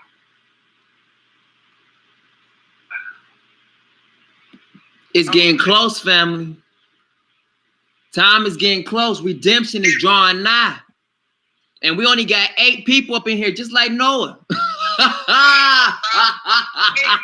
Let's get it. All 8 of y'all, let's get it. I'm riding with all y'all. Wow. It says it in the name. This is the mountain, the kingdom of the Almighty. The kingdom of Nzambe. Like, wow. I am blown away. I'm blown away. I'm not. Can't nobody tell me nothing. Am I your brother? Am I your brother? Bro. The golden oil pours out of them. It says it. It comes straight from the Father. I've been saying the whole entire time who we are, and I'm only saying what the Father said for me to say, what he's given me. He says, this is a portrait of me and you. This is our family picture, our family portrait. This is a picture of me and you. Where I am, you are there, and where I am, and where I am, you are there, and where you are, I am there. And I didn't come in my own name. Father gave me all 3 of my names. Heart of Psalms, Yashayahu, which turns into, in Bantu, Yeshaya. Me still not coming in my own name. And then music. Why? Because we got to put everything to music. Because you got into this curse through a song. So he has to send harder songs. He has to send someone with the name music, just like it was Adam who got us in this mess in the first place. We had to send a second Adam. Everything got to be balanced. Everything. My name ain't Bishop Nathaniel. My name ain't IUSP. We're going to go into all that stuff because they done came in their own name too. ISUPK is their own name. It is. It really Hebrew Israelitism is its own name. They are the ISUPK people, no matter how much they try to deny it. That one West Kent, they are the leaders of the Hebrew Israelite group. They started the Hebrew Israelite Bible. They did it. And this is not that. This is the furthest thing from that. Exactly. This is the truth. And look how many people is in here want to hear truth. But if you go over all those spaces, you're going to find all the conglomerates of all of our people getting lied to. Let's go. Who else got this? Let's go. Man, bro. Oh, man. The Father's in the midst of all of us right now. The kingdom was the first stage in a development that would conglomerate in the creation of the kingdom of Zimbabwe. Look at this. Look at the ruins right here, bro. The kingdom of Zimbabwe was a medieval, look at that, Barakina. That is literally Bantu, Bakaranga kingdom located in modern day Zimbabwe. That's the name. Bakaranga kingdom, Bakaranga kingdom, Bakaranga kingdom. That's the name. Located in a modern day Zimbabwe. Its capital, Luzambingo, now called Great Zimbabwe. But the first name was Bakaranga. See, and if you listen to, because I know you've been listening to them, people, our brothers that's in the land, all they did right there, they added that R. Because you know that there's no H in our language, and R's, if they are used, are sometimes used as L. But all Bantu, they call Bakongo, because they said they come from the Congo, which is the Central Africa. Mm-hmm.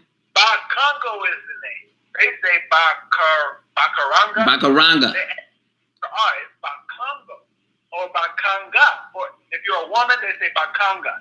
That's what it has to be. That's the feminine version of Bakongo. Yep. So all the women, like Isha, that's Bakanga. But me and you, bro, Bakongo.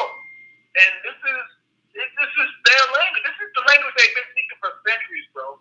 And we just now, we come in and bring a light to it. And I love it. I love it because it's there. We don't have to make these things up. It's right there. Exactly, bro. See? He came through after everything has been found. He comes in with what he knows. So it's going hand in hand. But he's able to bring these things out to mind because of what's being shown in front of him. That's balance. Hey, bro, I'm going to go a little bit further. This is what I know about this. All right, so you done brought this. This is what the piece you brought. Let me bring my gift. I've never tried to overshadow that or take that away from anyone, ever. That's why I'm showing this video. People can see who did what. I never seen I came up with the word Congo, that I found the word Congo. Nope. But as I learn things new, I begin to incorporate what I learned. The videos, those who are already here on the live videos, we shouldn't say, oh, well, I learned this, this. No, it's already in the videos.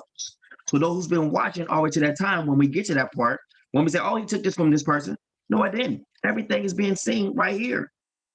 So then from that moment on, excuse me, our understanding on conversations on Messenger is going to change to what we have seen on the lives or what we heard on the lives.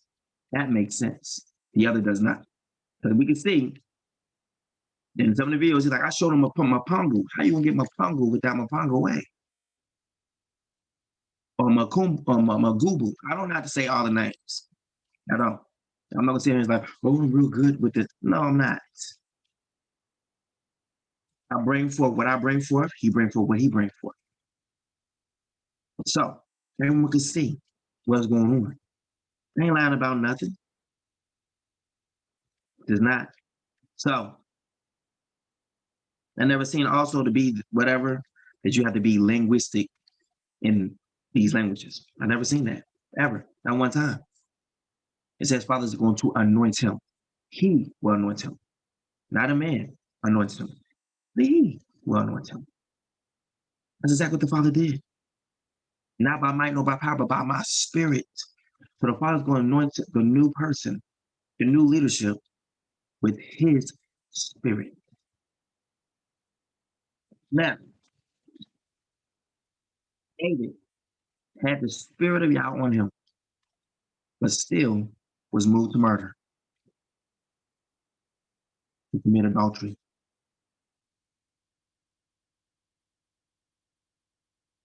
Wouldn't it be a flaw in his character? But the Father chose him still to be the king.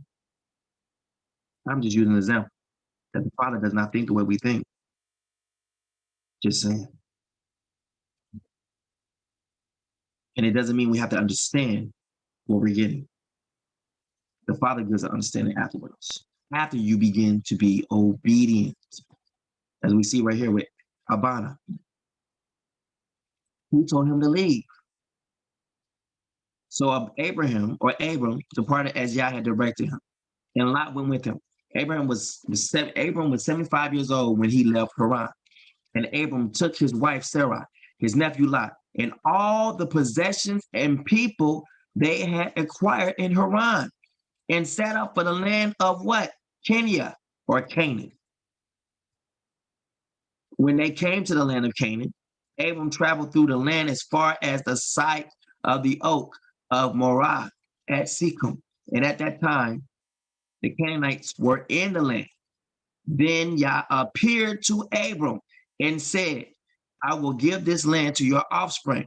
So Abram built an altar there to Yah who had appeared to him. Now watch this. After he was obedient and did what the Father told him to do, did the Father give him understanding? Faith is to be doing, not just hearing. Faith comes by hearing. But then you have to act out the faith once it comes. So be like, faith comes by hearing Yah. That's literally how it gets started. You have to first hear it. But after it comes, you must do something about it once it comes. So once the report of Yah was received, hey, that land over there is ours. It was with a people who could not receive the word of Yah. Their heart was like stone. It didn't fit. So that's how it was easy for the terror to be sown into their heart. Like, when we go to the land, there's giants there. We're going to be slaughtered. Our kids going to be this. Father sees, all right, this is not my crop right here. Because I gave them my word, and my word had to fizzle out of them. So fine. Since they're stoning heart against mine, I'm going to send them exactly where their heart is, that's where their treasure will be. That's where they will end up.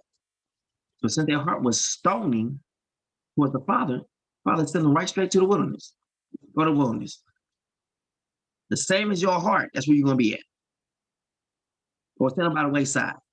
Don't send them out that way. Send them out. Go. So it was only able to acquire only what their heart was able to receive. Once they got to the part of where they could not receive no more, Father's like, all right, you don't stop listening, stop learning. All right, go that way. You can't be my word no more because the word doesn't stop. The word is obedient to everything that comes from his mouth. So then he tried it again with the children. The children's here for 40 years, suffering. So every time we don't listen, a generation has to suffer because of us. Ooh, that's good. Is why it's important for us not to lean to our own understanding.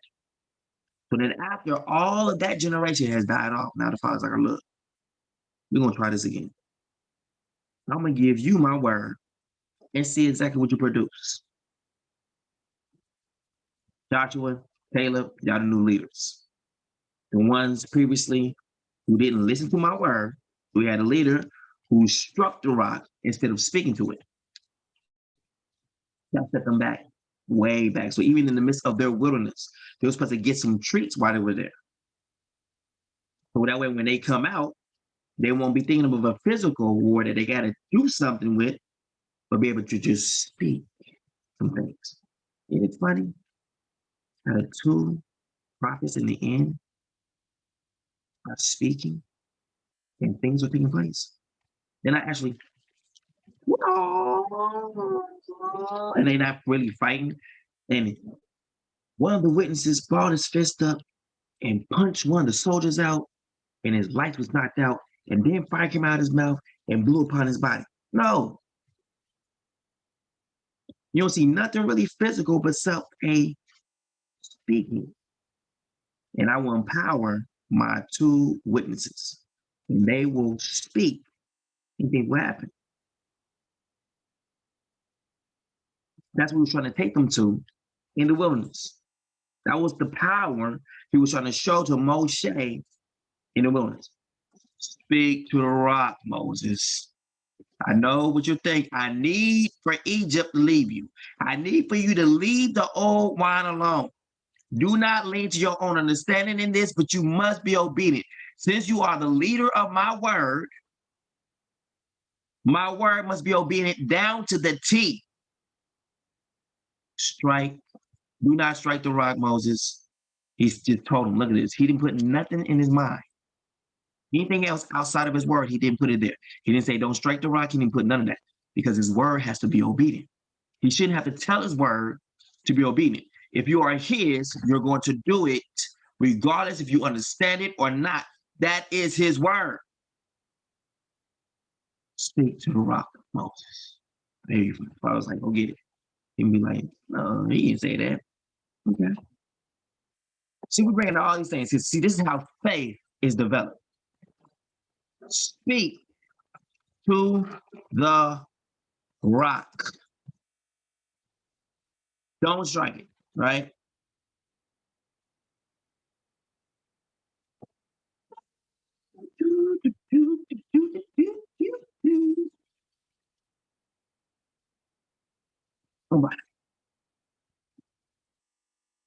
I'm trying to help y'all understand some things. Yeah. All right. Let's see what it's saying here, family. We're going to see some words here that's going to link up also with a kingdom or a branch who is called the rock. So that means what? The power of the Old Testament, whether you remember, I didn't come short of the prophet or the law, right?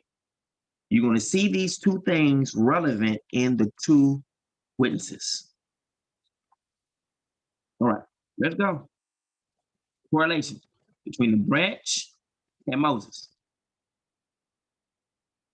And Yah spake unto Moses, saying, take the rod, the ruling staff, the authority to show that you're over my people, and gather thou the assembly together, you and Aaron thy brother, and speak ye unto the rock before their eyes.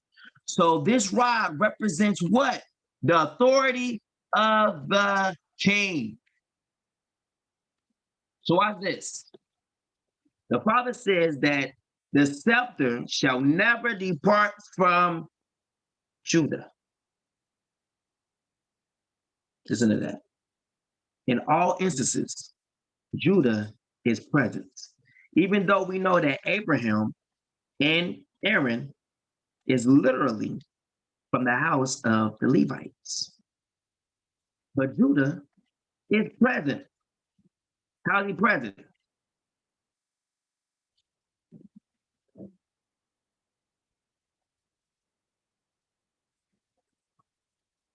through a rod.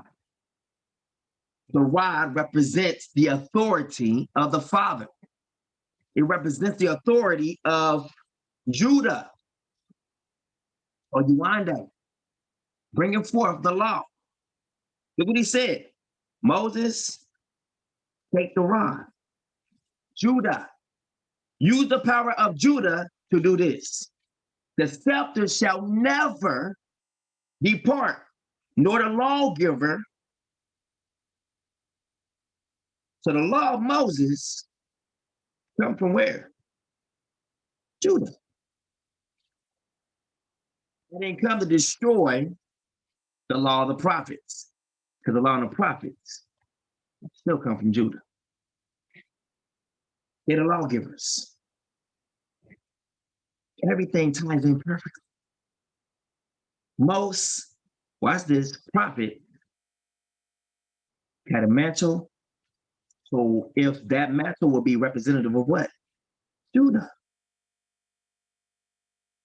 Anything, because that mantle represents the spirit of the Father being upon that leader. That comes from Judah. God said he will never, he says that David will never lack a man to sit upon his throne. These people who have been sitting on the throne have been not just Solomon and the other kings, but prophets as well.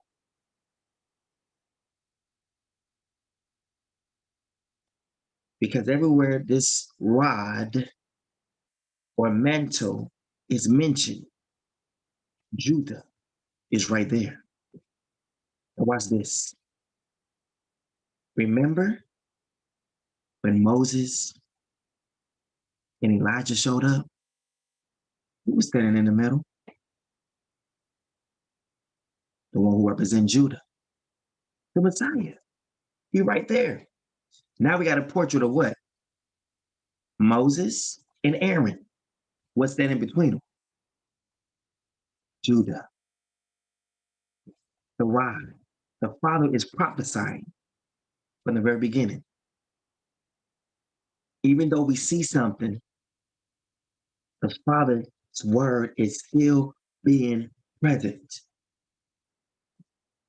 They use the rod to strike the waters. And the waters, that's authority from Judah. Woo, woo. It's powerful. Because the prophets be belonging to the kingdom too. Makes sense. Everything got to have the order. A prophet is not just a prophet on his own. So a prophet is always connected to the kingdom that the Father's connected to. That has to be Judah.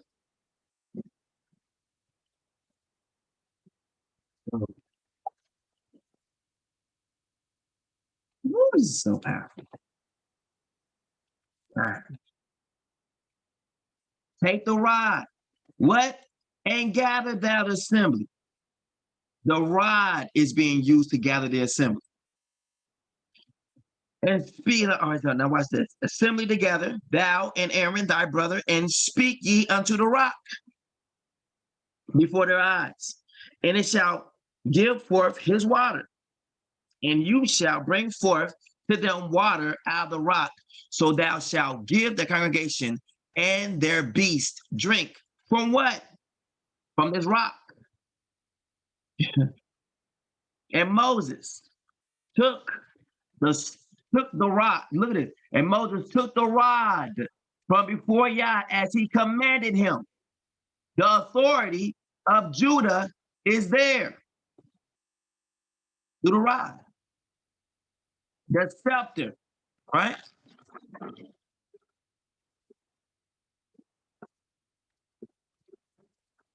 Shall never what? Leave Judah.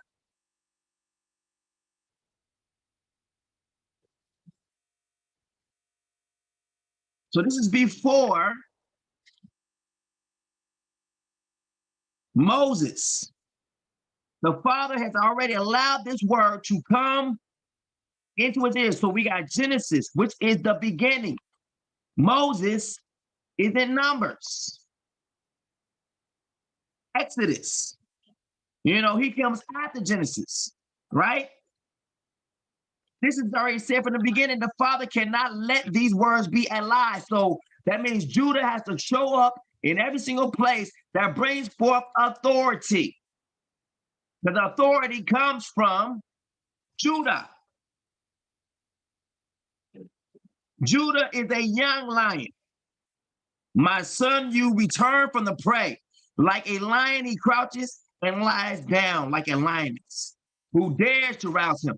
The scepter will not depart from Judah, Uda, or Yuande, or Juba, nor the staff from between his feet, nor the what? Now watch this. Watch this. Until the next king comes and the allegiance of the nations is his.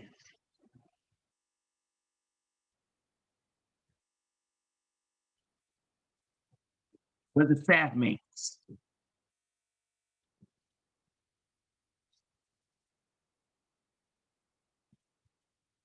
Scepter, ruler staff, lawgiver.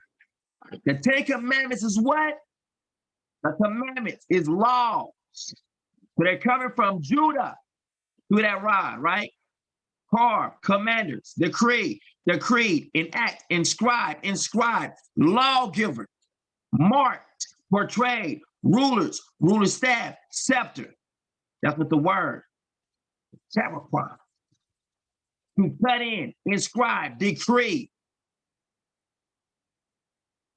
This will probably be our word in the Bantu without the H.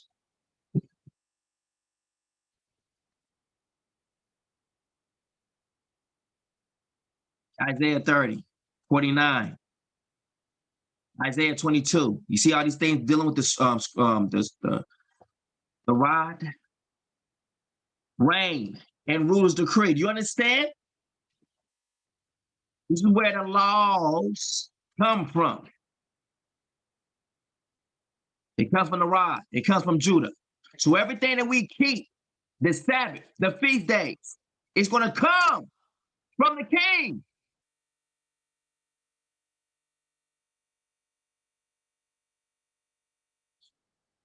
Wow.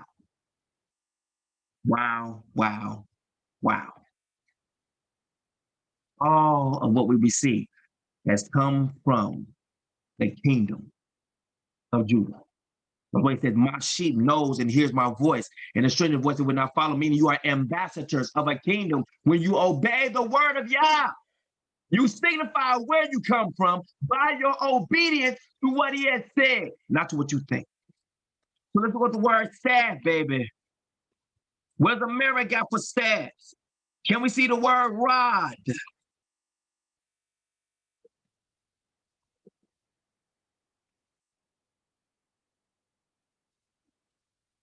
We're gonna call staff, right? Is what they call staff. Laborers. Woo! Hope people get that. Workers, hands, with some doing something. Teachers, somebody doing something. Doctors, lecturers, hired hands. This is what the staff is. Staff is also in music, carpentry.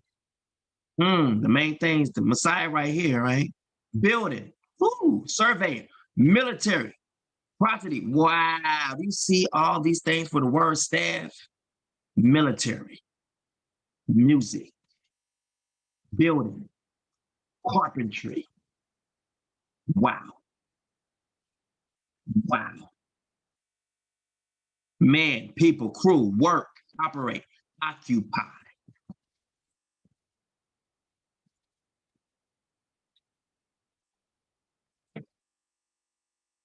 So that's their meaning of staff. But we know staff also to be, look, a weapon. Oh my goodness, there we go. A staff. Oh, okay. More like it, staff. A ruling stick, right? Authority. The staff. But also Look at that. Music is called this musical staff right there. This is what guides all the other notes to be played. It's still a guide, staff. Woo. Man, I feel the anointing. You can, woo. I love it. Look what it is. Leaders, education, staff, educators, team members, teachers, educators, education, leadership, staff, administration. Wait a minute, hold up. Jacob's leader shall come from among them on Friday.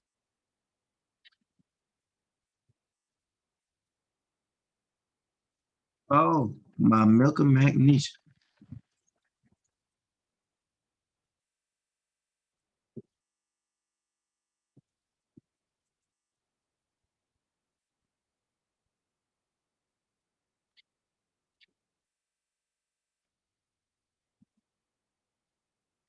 Okay. It's a Jacob's ladder. Jacob's leaders shall come from among them. Their leader shall come from among them. There it is. Their leader shall come from among them. There we go. There it is. Staff. Restoration of what? Isolele. Jacob's people, right? Jeremiah 30:21. Meaning what? Jacob's trouble what? Is the ending of slavery. Let me look at y'all real quick. When you see Jacob's trouble, which is already here, the ending of that means what? The restoration of our people. The Father wants sending leaders to come through and to proclaim the gospel of what? Your punishment is over. It is time for the nations to take their place in what is to happen to them. Punishment. The rod will be directing you and telling you. But this rod that the Father says is coming directly straight from the root of Jesse, which is what? Judah. We're all Sabbaths, feast days, the laws, the Ten Commandments, every single thing we keep comes from Judah. Because Judah is represented by that rod, that staff. Your rod and your staff, they're always with me. That came from David. Our rod and staff, they comfort me. Right? It's Judah. Their leader, their children will be as in the days of old. What? The ancient pathways. And their congregation will be established before me. Who's going to do it? The Father will. And I will punish all their oppressors. It is what? Speaking to the end of Jacob's trouble. This is what's going to happen at the end of Jacob's trouble. But this is what's going to happen in the midst of their trouble. Their leader will be one of their own, and their ruler will arise from their midst, and I will bring him near, and he will approach me while they're in Jacob's trouble. For who would dare on his own approach me, declares Yah. And then you will be my people, and I will be your Yah, signifying what? You're in Jacob's trouble right now. And the end of this Jacob's trouble, which is slavery. So we get caught up in different names. Why is it saying in this way? To prove to you that salvation is not taking place. Also, another thing, to prove to you that what you think you know of slavery has changed. We gave you the shortest month, so-called month of all the years, every single time. So that means when we thought about you, we thought about you less than us. And then we keep this tradition every single year to let you know that you're less than us. No matter what we say out of our mouths to you, What we give you is how we feel about you. So if you think that religion is going to protect you, you are sadly mistaken. The only way we're going to get up out of here is by listening to the leadership that the Father is going to raise up from amongst us. That's how we got our last time. We just listen to the leadership, the one where the rod is sitting with, the true leadership. Not what we feel is right, not what we think is right, but what is right, regardless if we understand it or not. Truth is not bias, it's absolute. And I feel I'm gonna take up too much of your time if I start the video between me and Corey right now. So I'm gonna finish what I gotta say now. And then those who wanna see it, I'm gonna play Can These Bones Live all the way from the beginning. But you can find this also on Truth Colors page. Just look for Can These Bones Live? And there's gonna be Can These Bones Live Part 2. You can find them there. I don't have nothing to hide. But we can see here that there is a rod in every single thing. His hand. And then when the Messiah showed up, I didn't come to destroy the law or the prophets, because therefore the Father's now authority is not being passed on through this rod. It's being passed on through his spirit. So the law will no longer, watch this, be something they have to look at. He's going to write the law in their hearts. What's my name? Oh. The law is already engrafted in. It's engrafted. It's inside of songs, inside of music.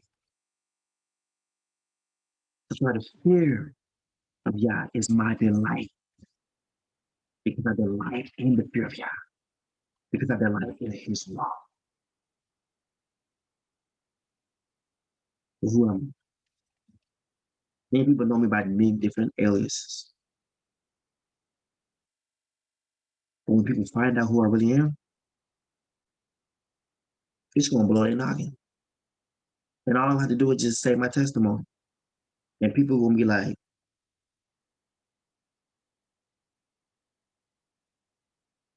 because I was the same way. But you had to listen to my testimony to understand what you just heard out of my mouth. Because I'm still dealing with it right now. When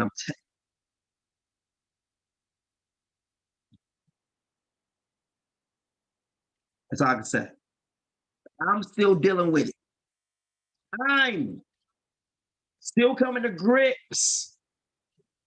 But let me put it like this. There's nothing that our Father cannot do.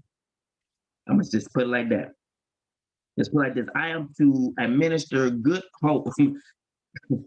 I'm to administer hope. Don't just think about it. Just believe it. That's all I'm going to say to you. Don't think. Just believe what this word has said. And once you do that, you can be like, dude, my yoke is easy and my burden is light. If he's and he still look, there's hope for me. That's all I can say to you. But just understand that the Father would have killed me long ago if I'm really leading the sheep astray. He killed a lot of people. Why in the world, if I'm the worst person on the face of this earth, why am I still breathing? Why am I still living? Is it because I have a testimony? And a testimony that needs to be heard. Remember, it's going to coincide with a lot of things I've already been saying. Father's just giving understanding to it. Everything has a reason. He never tells us the reason yet, but the Father's been breaking me in little by little. And all we're going to do is just look at certain scriptures. This is what's going to be in the call part 5.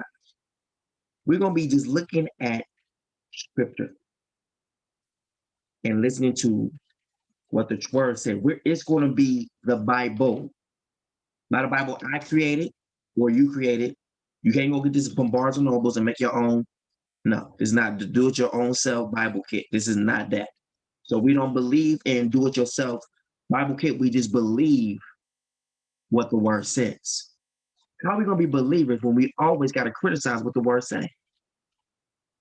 I understand the names was not put right, but the Father never said to search for the name. He said to look for the ancient past, ask for the ancient past. So everything the Father told us to do, if we do it, we will be led down the right road. It's like every single time that we lean towards, all right, truth is released unto us by how much we're able to receive it.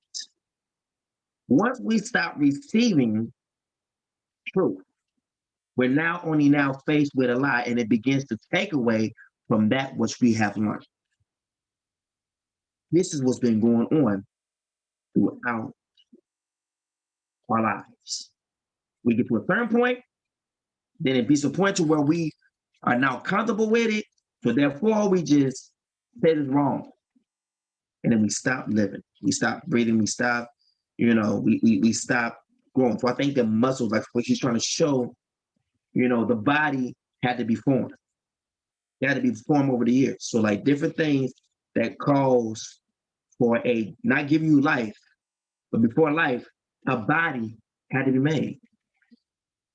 So throughout the years, through the different movements, and even civil rights movements and all that kind of stuff, you're seeing that these different things are forming something, a body, a shape, an outline. Before we have the breath, there had to be a body to give life to. So with every single movement, it's putting something to us. Muscles, tendon. Hold on.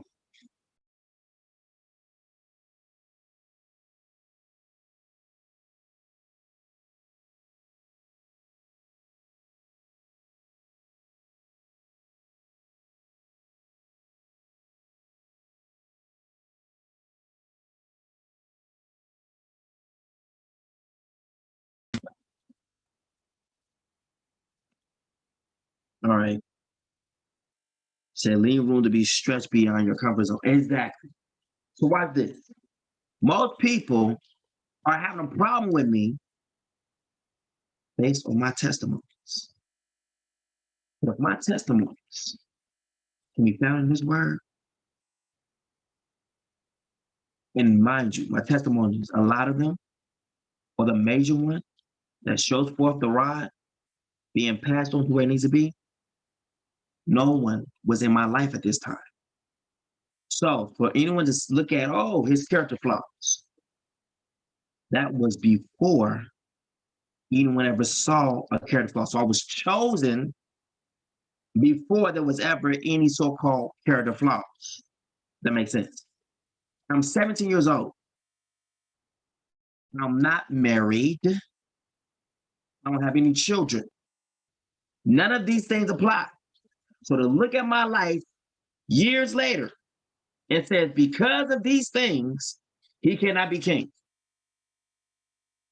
is a person leaning to their own understanding. David wasn't chosen when he was 40. He was chosen when he was 17 years old. Now we know later on down the road, David did some mess, but watch this. The Father had to know about that incident that was going to take place later on in his life for him to still choose him in the end.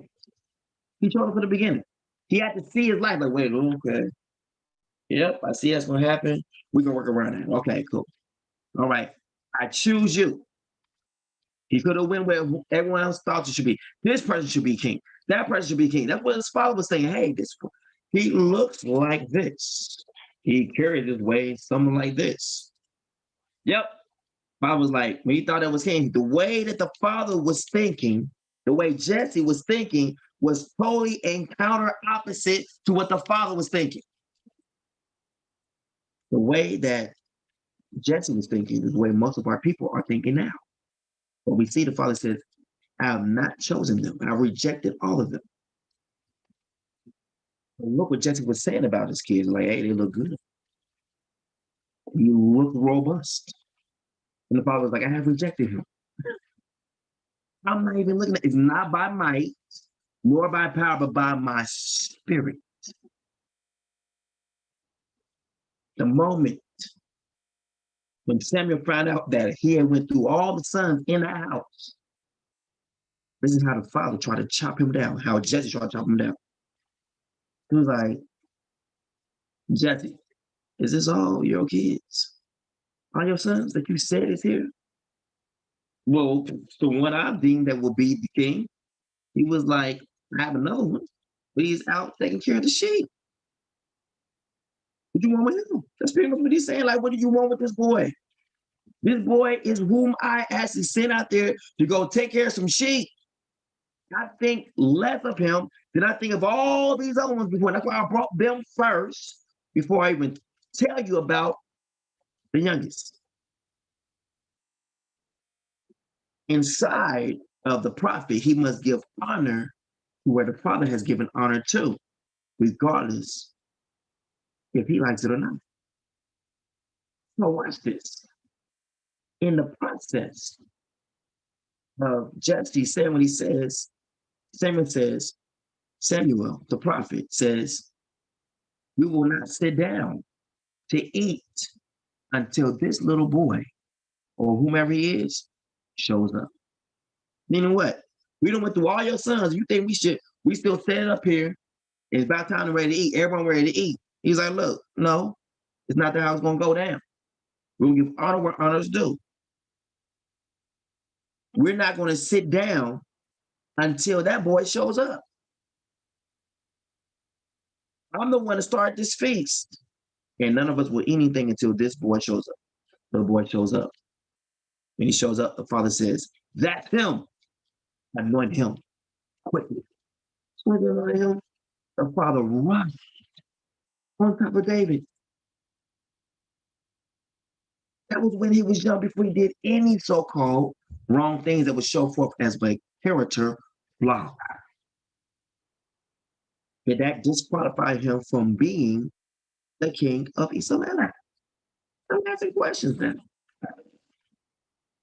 Because if it did, then our Bible should be translated into something else. It's only based on what we think is true and nothing else. But we can't base everything based off of what we think. I'm just saying. We have to base it off how the Father moves and what the Father does. So, people see my life now and judge me based off of what they hear now, based off of what they see now, when there was no Ikana in my life in 97. I was not married in 1997 at all. So to base anything from now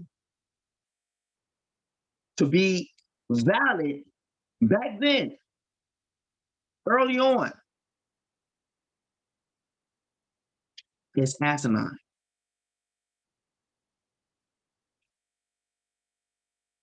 So the Father unchooses me because of people's so-called reality. Make that make sense. Please show that in scripture. See, that does not stop my soaring of October 7, 1997 from being true.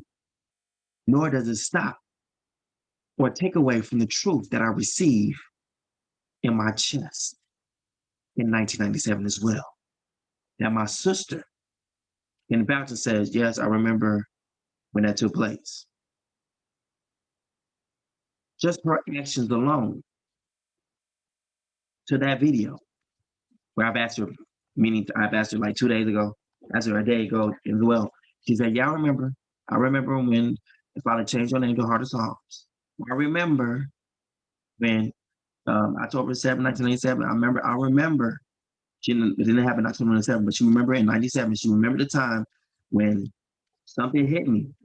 She saw me go down and saw me come back up and had her fist balled up, ready to fight. Like, I don't know what you done did or what done happened to you, but you need to bring my brother back. At that moment, I said, the Holy Spirit is dealing with me, and I began to speak in tongues. I began to speak in an unknown language. She can attest to you. I never had that language until then. Now, this will be in the year of 97. I'm not married at this time. There is no so-called character flaw existing in my life at this time. So anyone try to equate anything from now to back then is crazy. When these things take place before the now, I'll do one better. What about my birth? My grandmother hearing from the Father that her daughter, who did not tell her that she was pregnant, was not only pregnant, but was about to have an abortion. And she tells her, the Father tells her, this baby that your daughter's pregnant and about to abort is very important to me. This was before I would even be born into the world. That would still line up perfectly with Scripture. Because all leaders are always threatened from the very beginning. Moses, what was happening during his time? I was right. People was eaten by alligators if it was a boy. That's right. But he was the savior of Isolele, or of our people. Because I probably butcher that name every single time I say it. Just being real.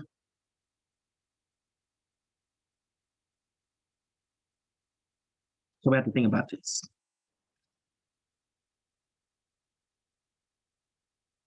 There is a verse of scripture that's going to line up perfectly when I got hit with something. Father called it his witness. Remember? I got knocked over. I'm holding onto my chest. And I'm saying, Father, am I dying? And he said, what? I heard it so many times. No, it's my witness that come. It's his witness that has come to bear witness that this body, everything you see before him, before you, belongs to him. Is there a slogan that we go by, or is there a logo that we have? Oh yeah, that's right, owned by Yah. It's the same thing as music, giving praise to the Father. Praise Yah, I'm owned by you. No longer owned by. So then these things will even line up to where there will be a deliverer or a leader raised up from amongst us. I wonder who that would be. But then people will just fight scripture from that. Not back then. Oh, number 197. Who really knew it was the people then?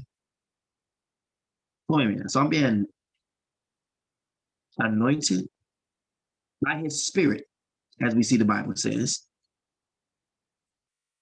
His spirit has come to rest on the King of Judah.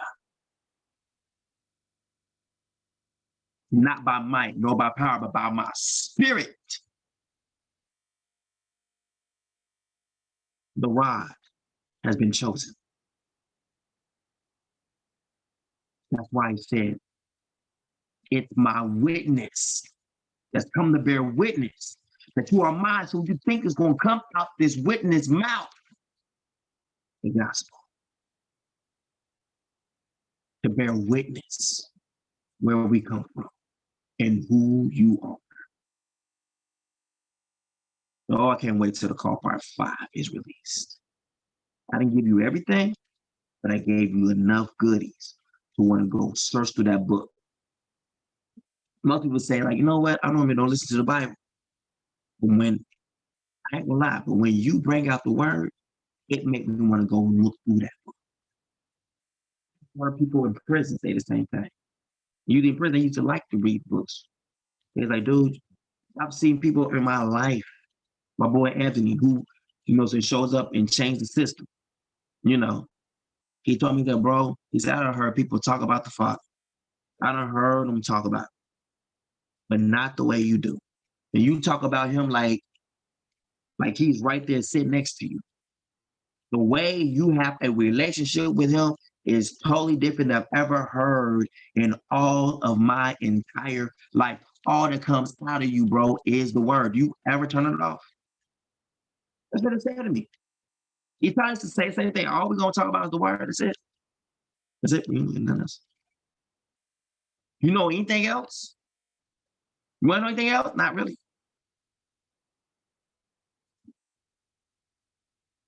I try to help myself. I can't. He said the word is in you like fire shut up in your bones. If you don't say the word, it eats you up. Many times I've been sitting in a church and a pastor say something wrong, or the so-called shepherd say something wrong. I had to be in the midst of where the people are going to be at.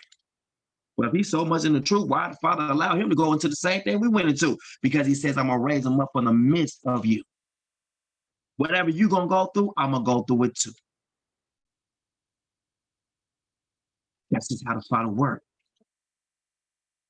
He never sent someone from the outside in. If that's the case, he would have floated down some angels to come down and defeat the enemies every single time.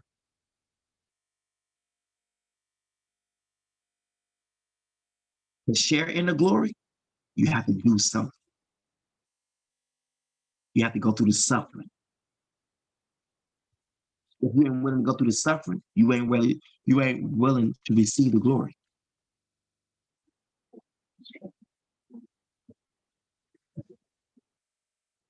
Understand?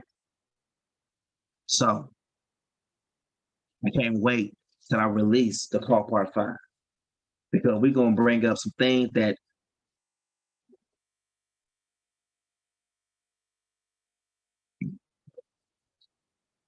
people look at you like a crazy addict. Mind you, they just so-called woke up, right? You delivering the word to them, and they're gonna come up with their own understanding of that word. You can ask them a question. Hey, have we always had a king? Yep. When we asked for one, the Father gave it. He never took one away. But he does give room for when the kingdom will not be in existence, but he says that the rod, the scepter, will never depart from Judah. So Judah's going to be there the whole entire time while the law is given, because it must come from Judah. But he's got to be represented in the same way that the Father's going to send a rod, a staff, a leader. Their leader will be one of their own, and their ruler will arise from their midst, and I will bring him near, and he will approach me. For who would dare on his own to approach me, declares Yah. Then at the end of this, you will be my people, and I will be your Yah. You understand? Now,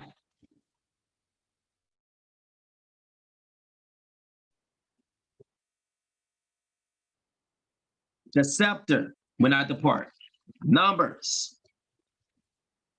Take the rod and gather the assembly, and Aaron thy brother, and speak ye unto the rock before their eyes, and it shall bring forth water, and thou shalt bring forth to them water out of the rock, so thou shalt give the congregation and their beasts. What did he do?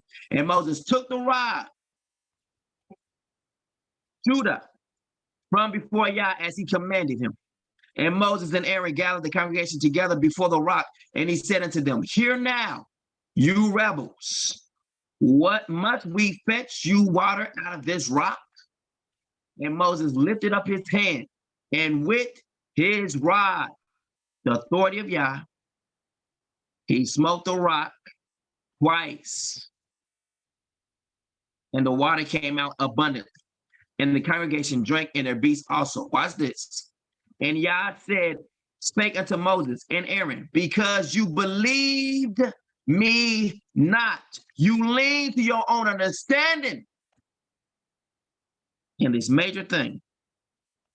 Because you believed me not to sanctify me in the eyes of the children of Israel. Therefore you shall not bring this congregation into the land which I have given them. Wait a minute. So because he disobeyed,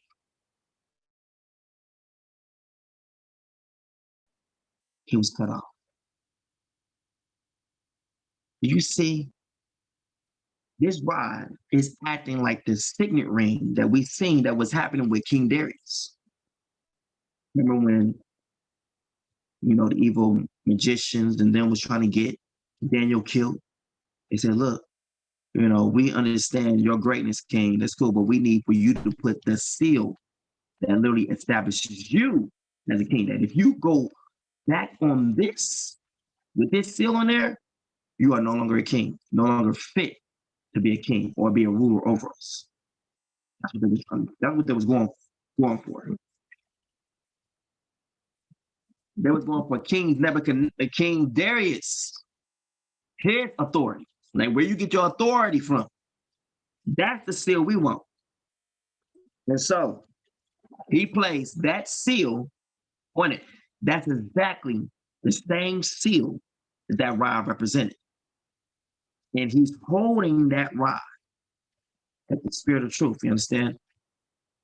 And he says, or does opposite of what the Father told him to do while holding the rod.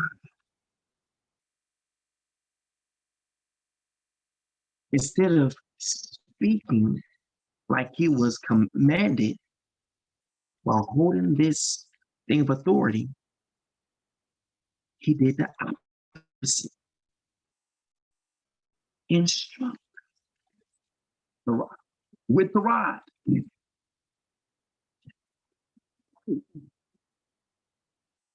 That's because the rod was in the wrong hand. He would not understand. It was also showing like they're not ready. They're not ready.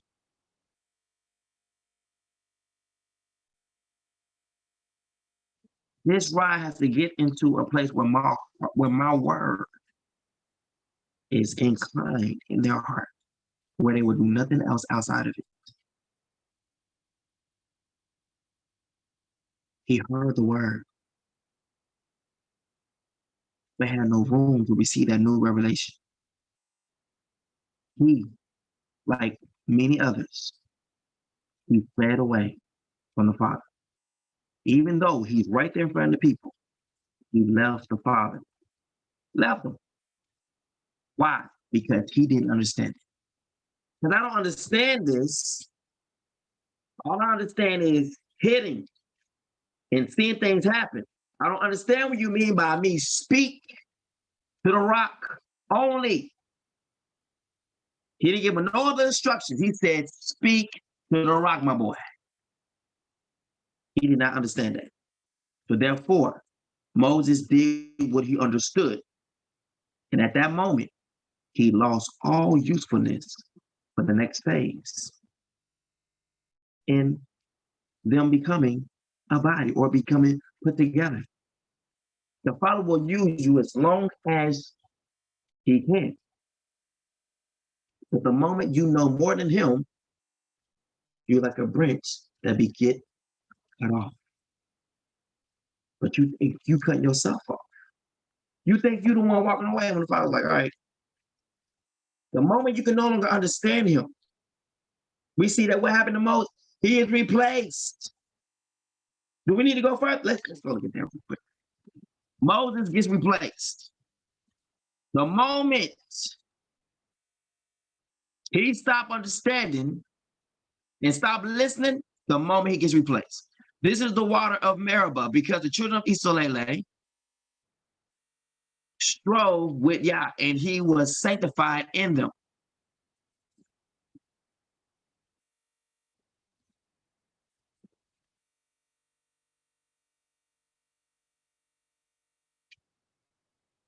And Moses sent messengers from Kadesh unto the king of Edom. Thus saith the brother of Israel, thou knowest all that travail that hath befallen us. Look at this. Father already told him, look, you will not bring this congregation into the land which I have given them. Meaning what? You can no longer be their leader. He removed them from leadership because he disobeyed the rod. That's powerful. He did opposite of what the rod told him to do.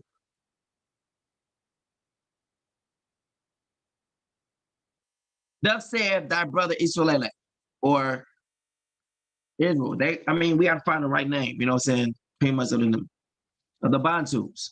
Thou knowest all the travail that had befallen us. How our fathers went down to Egypt, and we have dwelt in Egypt a long time, and the Egyptians vexed us and our fathers. And when we cried, and when we cried, and when we cried, that's a new birth. It's you understanding who you are. That is not going to happen until after Jacob's trouble. It says that after their trouble, they will come to Yah trembling. That means you done had enough. We will be obedient. Where is Yah? Where is the king that you gave in us?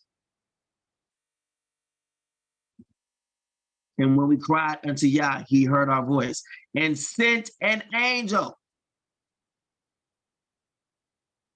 and have brought us forth out of Egypt. And behold, we are in Kadesh, a city in the uttermost of thy border. His father said, he sent an angel.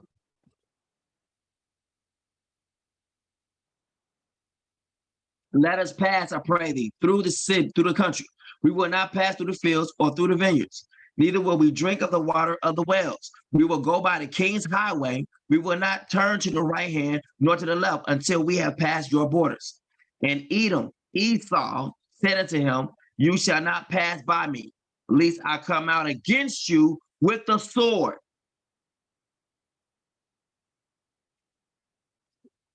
And the children of Israel, or the Bantus, said unto him, we will go by the highway.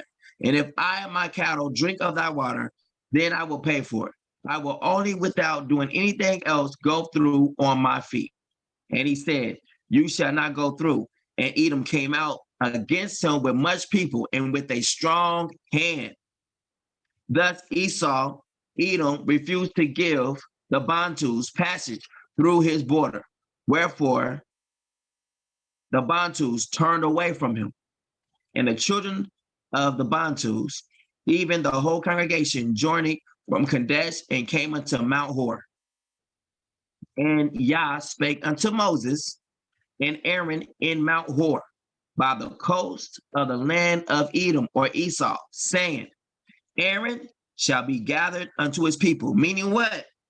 He's about to be killed off. Aaron is about to die. Why? Look at this. Not one person will stop the show that Father had said. Father's already said, look, You and your brother cannot, absolutely cannot at this moment take the people into what I promised them. Because you couldn't believe me in this little small matter, which is a huge matter. How can I use you in the next phase? So the moment you begin to doubt the Father is the moment you begin to die. It took Adam and Eve to doubt the Father one time, and it was cut off. You ain't gonna hear that from Christianity. Nope. It says okay to doubt the Father just sometimes. You have never ever seen that. Anytime the people doubted the Father, that's when they got into trouble. One time. To doubt the Father one time is tragic. This led to Aaron's death. He stopped being usable. The moment you stop believing in the role that the Father has taken you, every single thing else outside of where you're at will look good to you. This can't be the truth. This thing got past my understanding. I am looking for the first thing. I'm looking to go left. I was going straight to the straight path. Now I'm starting to look to the left and look to the right. I've lost focus. But they'll say, no, you're the one who lost focus. Because you probably be talking about this, talking about that, talking about this, but then you start talking about this and talking about that, and we don't understand that. So since we don't understand that, we're out of here. Do I stop talking about what they don't understand to make myself fit in with them? Or do I keep down the same path that the Father has said for me to do? See, these are hardships of being in leadership. If I'm a people person, then that means I stop what I'm doing, what I'm talking about, just so I can fit in with everybody else. But it's the same thing as me taking a rod and striking it twice, like Moses did. That's not what the Father was requiring. He required for me to speak what he had said, regardless of who believes or don't believe. Because faith or truth does not need your approval to still be true. Faith or even truth does not need an attendance for it to work. In fact, for faith to work for some things, some people had to be put out, get out. As soon as the Messiah was saying something, let me show you. I'll show you what I'm talking about. Sometimes some things got to get cut off so faith can grow. All right. Messiah put them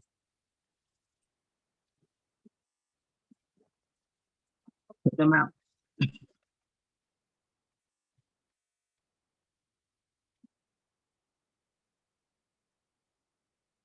Okay, so it's Matthew 9. All right, that's what we want. Matthew 9. All right. Okay.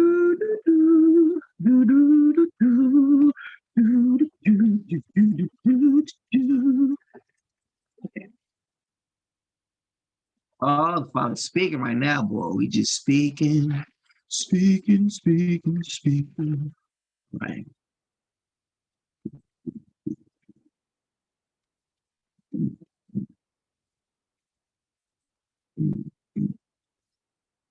All right, here we go.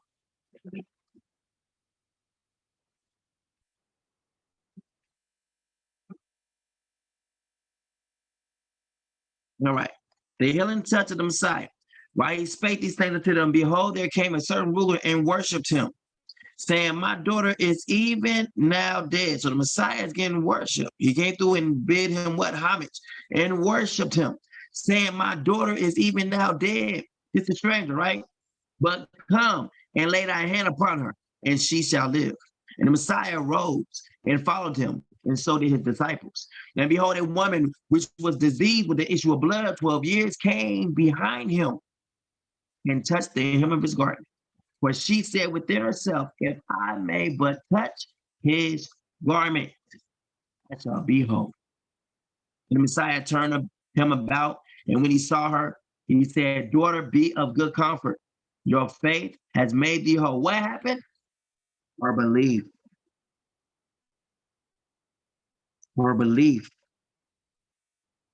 in what he can do made her whole. Faith needs an atmosphere. And when the Messiah came into the ruler's house and saw the minstrels and the people making a noise, he said unto them, give place, for the maid is not dead. Meaning what? Give place to what I got to say. Don't think that she's fully done.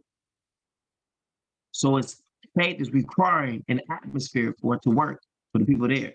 But sleepeth, and they laughed him to scorn. And watch this. But when the people were put forth, let's find out what put forth means.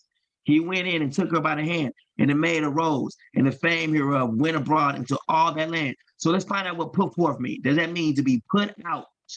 Did the Messiah put some people out who didn't believe what it was saying?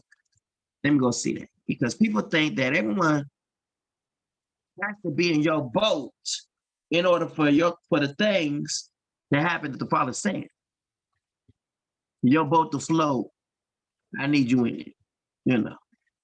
Let's see. Right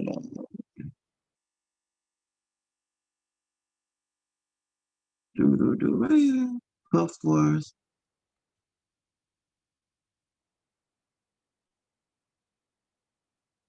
So 25. All right. So that's what we want. Matthew 9:25. 25.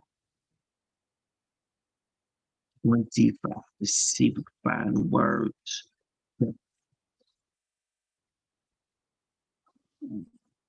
Okay. We seeing a little something. Some just ain't right. All right, let's go. So we got Matthew 9:25. After the crowd had been put outside. Whoa, wait a minute, say what? Okay. So you had to put some things out. All right. Anything saying something different than what's needed to be said at that moment, they was put out. After the crowd was put outside. Woo. They couldn't operate in the same place where faith was taking place. Faith had to have an atmosphere to work. But when the crowd had been put outside, after the crowd had been put outside, so he gave them a chance to leave. He said, hey, give place to what I'm going to say. Don't lead to your own understanding of this. And they laughed him to scorn. I was like, all right, get out. Get out. Close the door. And then he said, watch this now. So after he put them outside, what did he do next? But when the crowd was put outside, he went in and took her by the hand, and the girl arose. So it took him putting some people out for some things to take place. But when the crowd had been sent out, he entered and took her by the hand, and the girl got up. Why in the world did it take for him to put the people outside? Because it was not for him, but for the parents. They needed an atmosphere to work. But after the crowd had been sent out of the house, the Messiah went to the girl's bedside. He took her by the hand and helped her up. We are no different. We are going to have to believe what we have not believed before. There is no difference. We're going to have to completely lean onto what he is saying. Not to what we believe we know is right. Not to what we believe we think is right, but to what is right. The moment that Moses stopped believing is the moment he was removed pretty much from leadership. Just saying. Let's go look at that. Hold on one moment. There you go.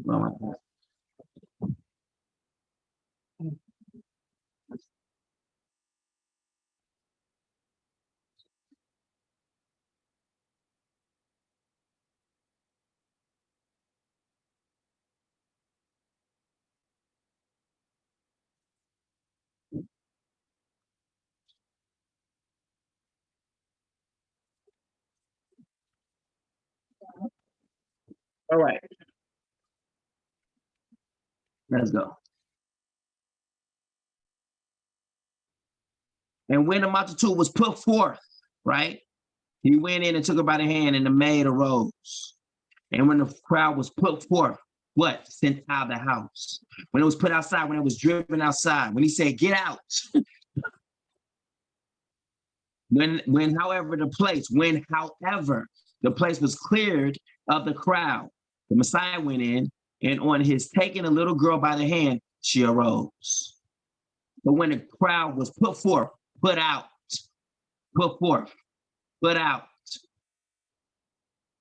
he needed people to believe who were there. Because what? You always have a part to play in everything the Father has in your life. He's not going to just do it by himself. He needs your help.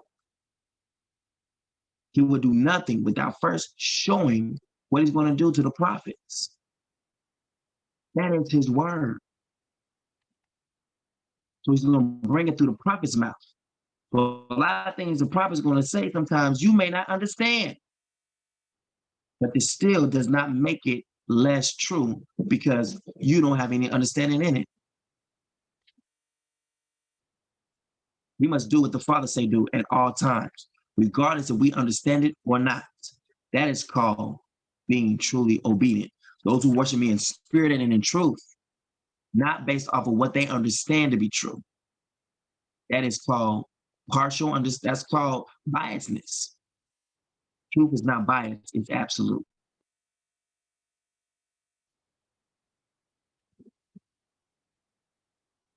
So, and when the Messiah came into the ruler's house and saw the minstrels and the people making a noise, he said unto them, give place. So he's giving them a warning first. Hey, give place to what I'm saying. Make room for what I'm saying, and you can stay. So all those who cannot receive the word, they're cut off. So them being put out is the same thing of a person being cut off. Think about it. This is the Messiah. And you was put out of his presence because your presence is an offense to him. Think about it. We know who he is because now he just performed a miracle. But here is the King of Kings who put you out of his presence because he was leaning to your own understanding on what you thought could be done and what couldn't be done. That's not a good place to be.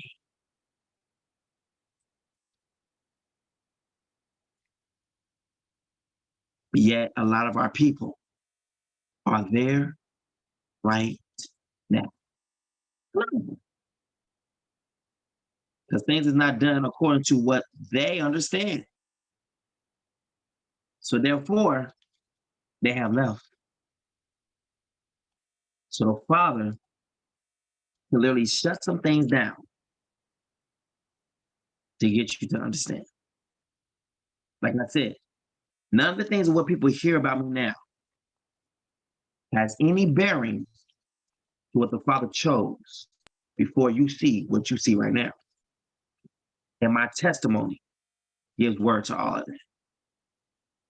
But my testimony will happen before any of these things that people know now, period. That does not negate nor stop the Father from choosing me to do what he has called me to do. Nor does it have any bearing on it at all either. Why would the Father choose me back then, but then some down the road, he can be like, I ain't gonna do that.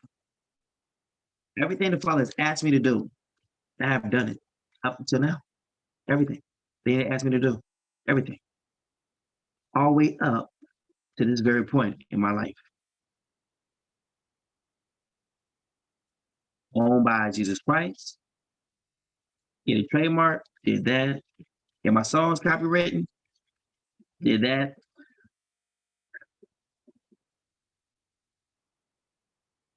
Yeah, those are things he asked me to do. Oh yeah, don't call his timeline a calendar. Tell people about the feast days and Sabbath days. Doesn't matter who comes along, but these are all things that's been told when I was younger. 2010, I must get my people on my timeline. Everything that I've been doing has been in obedience to what the Father has called me to do, even up to now.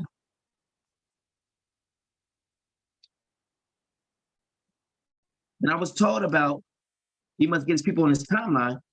I wasn't married then either. There was no eternity in my life. There was none of these things that people know about my life at all.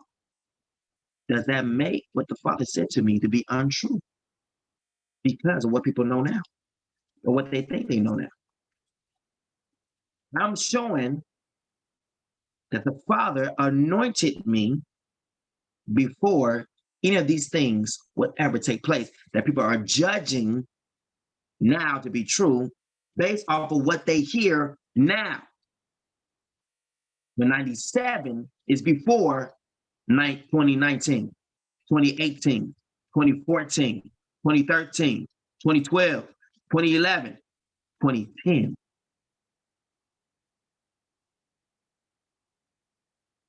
My name was changed July 31st, 2008 to Heart of Songs. That does not change what the Father changed my name to be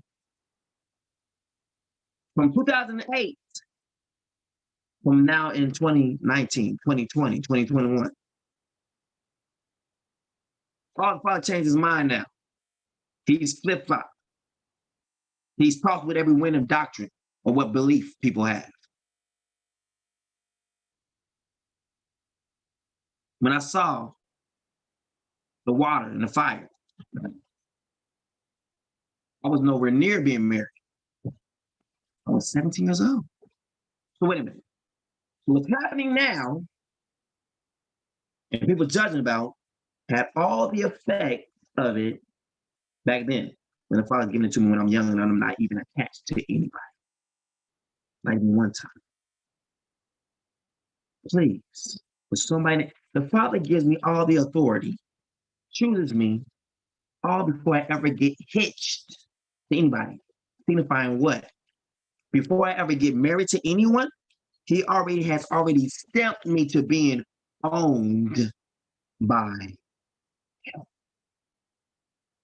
October 7th, 1997. Let's see. How many years is that? Let's see that. Let's just do it. 1997. See how many years we get. Let's see how many years we get. So we're going to make this make sense right here. We're going to help you. Calculate. All right. Calculator, we're going to, what? Susie, give me the calculator. All right, thank you. Now we're going to make this make sense. All right. We're going to help those who are in, dummy land right now to make a wise choice. Let's watch this. So we got 19. No. Let's subtract that. I mean, subtract that. For real? What happened to just, you push one button and it just go away, okay? All right, let's do it. 20. I want to do that one. Yep. I want to do this. Let's do it. All right.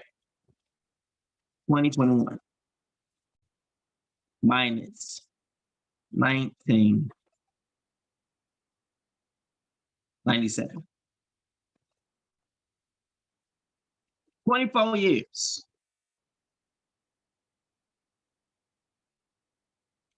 24 years. So I've had the witness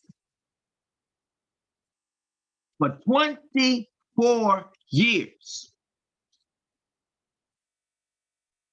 I've had the ancient tongue for 24 years. But all of a sudden, they get married. People say they see some character flaws. And the father just stopped using me. From that moment on, just, nope, no longer with him. I've been with him for 20. Let's see how many years he's been with me before I got married. Let's go see that. Let's go see that. If I get married to Etana, let's go see how many years that is. All right, start from zero again. All right, go. So it'll be 20, 21 minus 2,000. Yeah, 10 years, roughly. So let's see. 24 minus 10. It's still got more years that I've known the Father than I've known anyone. 14 years. So, wow. My revelations was still there 14 years before Etana. 14.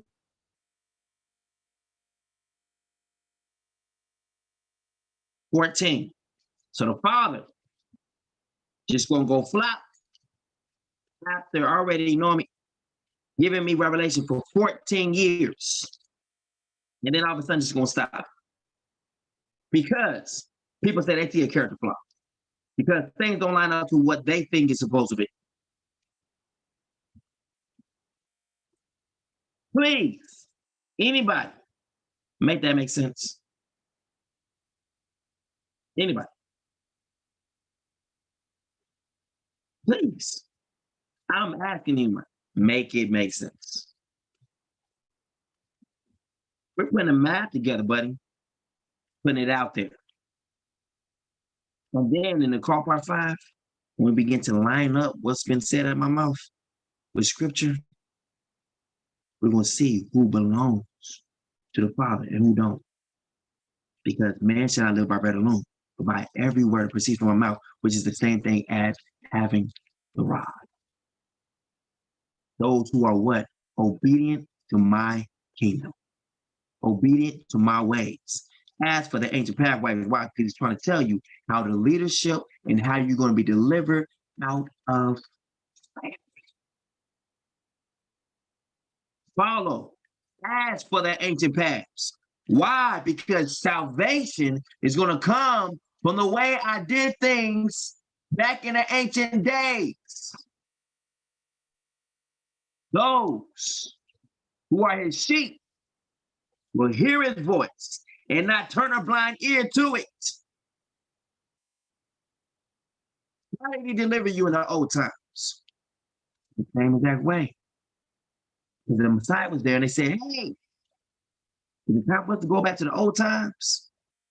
The Messiah says it's not for you to know the times that the Father has placed into his hands. Because the Messiah said they come to destroy the law or the prophets, meaning what? That the law and the prophets come from him because he is the tribe of Judah. He is the scepter in the middle. So let's go see the transfiguration. Let's see who shows up. Man, fire is coming, baby. All right. Mount of Transfiguration. Let's get it. Let's see who shows up and where they show up at. Who's on the outside and who's in the middle? Signifying what? The ruling staff. Let's go.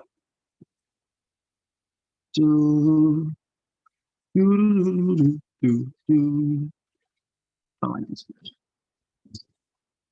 That one's on the side. Let's see all versions.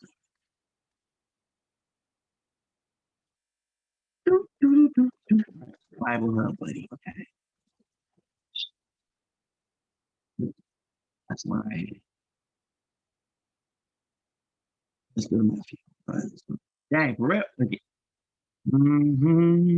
Okay. I know what I'm doing. That's just right. Mark 9, verse 2.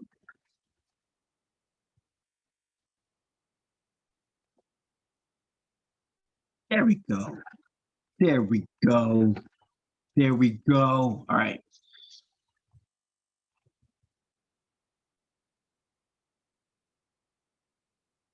See who's going to show up on this. All right. So we need probably the third one. Bring out the third one. All right. There we go. All right. So after 6 days, the Messiah took with him Peter, James, and John. He's about to show them something that he can't show everybody because they will lose their mind, probably. Okay. And led them up a high mountain by themselves. He is going far away. My ways are higher than your ways. My thoughts are higher than your thoughts. You know what I'm saying? So as the heavens is from the earth, so is my ways and my thoughts. So the Messiah is keeping to how the Father is going to speak. It says he led them up a high mountain by themselves, meaning no one else can go except without an invitation. He invited Peter, James, and John. No one else can come without an invitation. That's how it is for the high things of Yah. When you are privy to information, it's because you've been invited. But you will be quickly pushed out if you don't want to receive that invitation. It's an invitation to go higher into what other people might know. Notice, everyone is not there. Peter, James, and John is there. But there's 12 of them, are there not? So where's the rest of the 9? There's 9 that's missing. But Peter was allowed to come. James received an invitation, and John received an invitation. What have been invitated to see? What are they given? Let's go see. There he was, transfigured before them. His clothes became radiant white, brighter than any launderer on earth could bleach them. And Elijah and Moses appeared before them, talking with the Messiah. Wait a minute. The scepter shall never depart from the... And who showed up? The law and the prophets. Signifying the rod in between them. Let's see how he was. Let's see what they on the outside. Let's see this. The Ancient of Days took his seat. Let's go ahead and look at this. I love this, man. I love it. I love it. I love it. Nice. Let's do it. Is this making sense to anybody?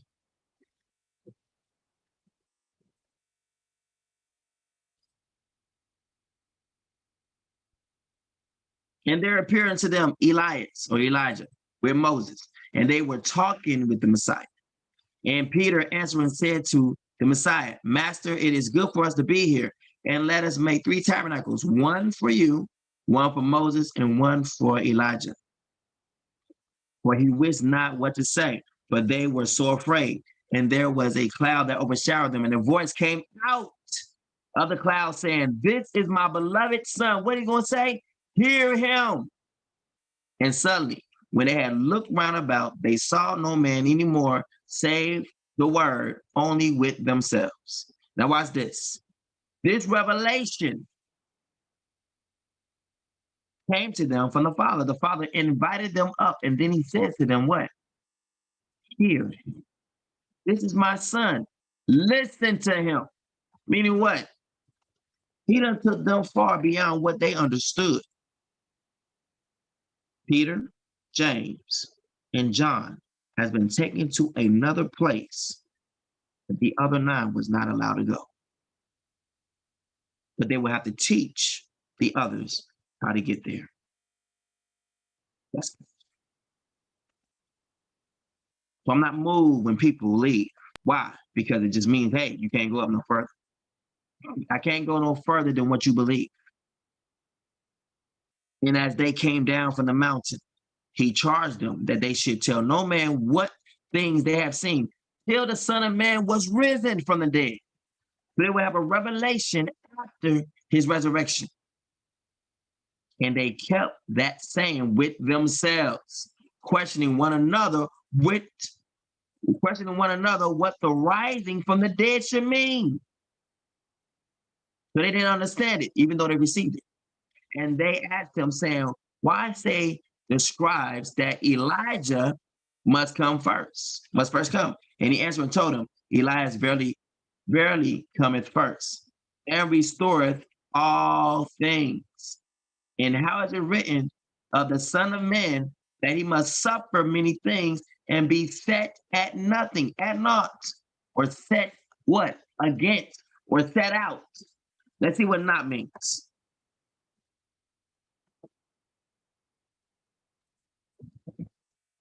He set at nothing. Set as no effect. Not. The plans came to nothing. Damn all. Nada. Zip. Wow. Okay. No end result. Nothing at all. No point, no purpose, no effect. Nothing. He said what? And how is it written, the Son of Man, that he must suffer many things and be set at nothing? But I say unto you that Elijah is indeed come, and they have done unto him whatsoever they listed, as it is written of him.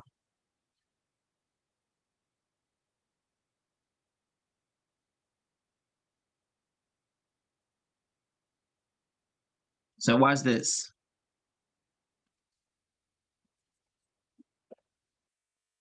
The law of the prophets is there.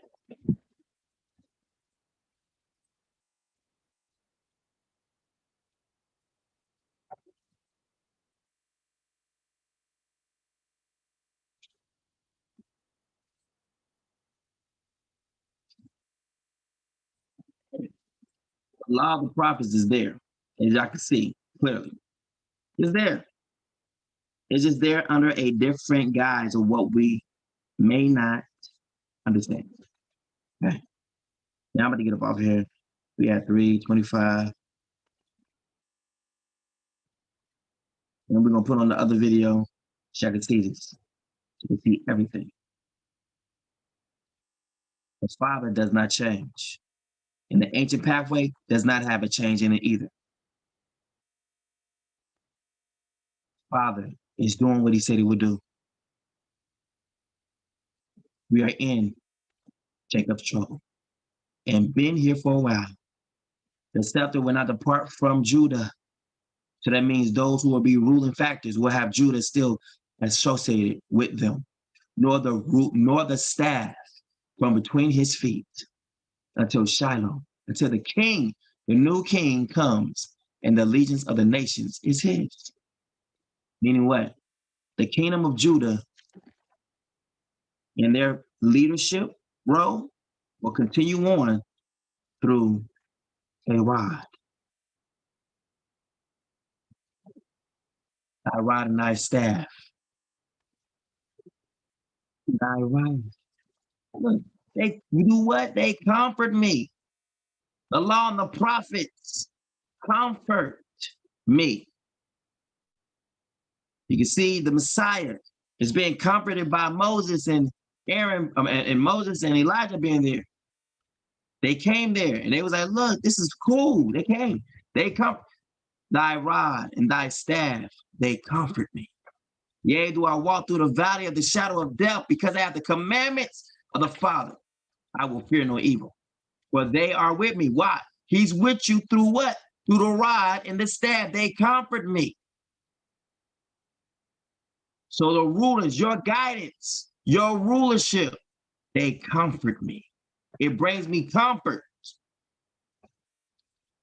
Even when it's the darkest time, through the darkest valley, meaning the darkest time, he is speaking to you. During Jacob's trouble, you don't have to fear danger, for I will be with you. Through the rod and the staff, they or he will comfort me.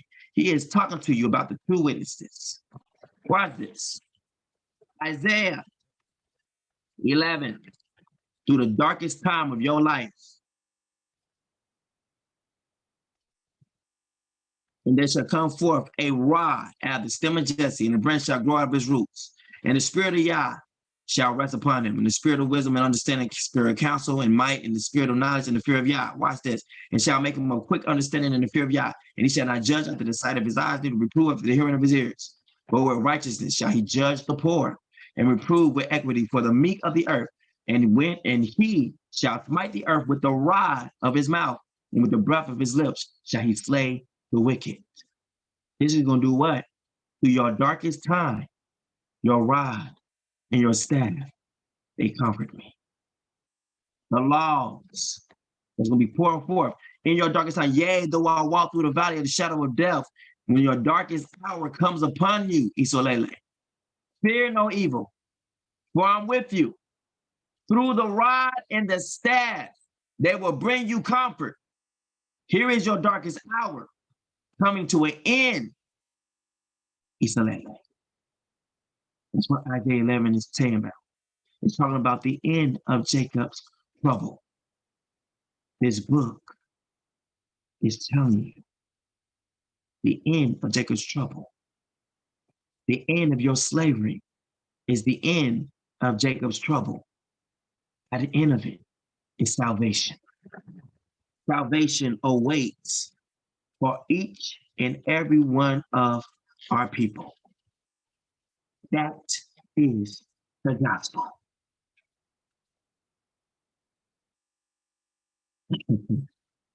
Many times I read this scripture, I've never understood it the way you are teaching it. Now, this is so powerful. That's because the spirit of Father Nzambe, he rests upon me. And I've been showing it, but people keep looking for a character flaw or for my character when it does not speak about that. It speaks everything with word and with power. It has nothing to do with a person's character. And the spirit of Yah shall rest upon it. The spirit of wisdom, that's words, and understanding, that's words. Spirit of counsel, that's words. Spirit of might, that's strength, that's might in his word. The spirit of knowledge, that's words. Now the fear of Yah, that is still dealing with his word. Those who tremble at my word, Father is not far from them. Those who tremble at his word. It's in Isaiah. This is what Father Nzambe says. Heaven is my throne, and the earth is my footstool. What kind of house will you build for me? Or where will my place of repose be? I mean, where is the place where I'm going to dwell? Watch this. Has not my hand made all these things? And so they came into being, declares Yah. This is the one I will esteem.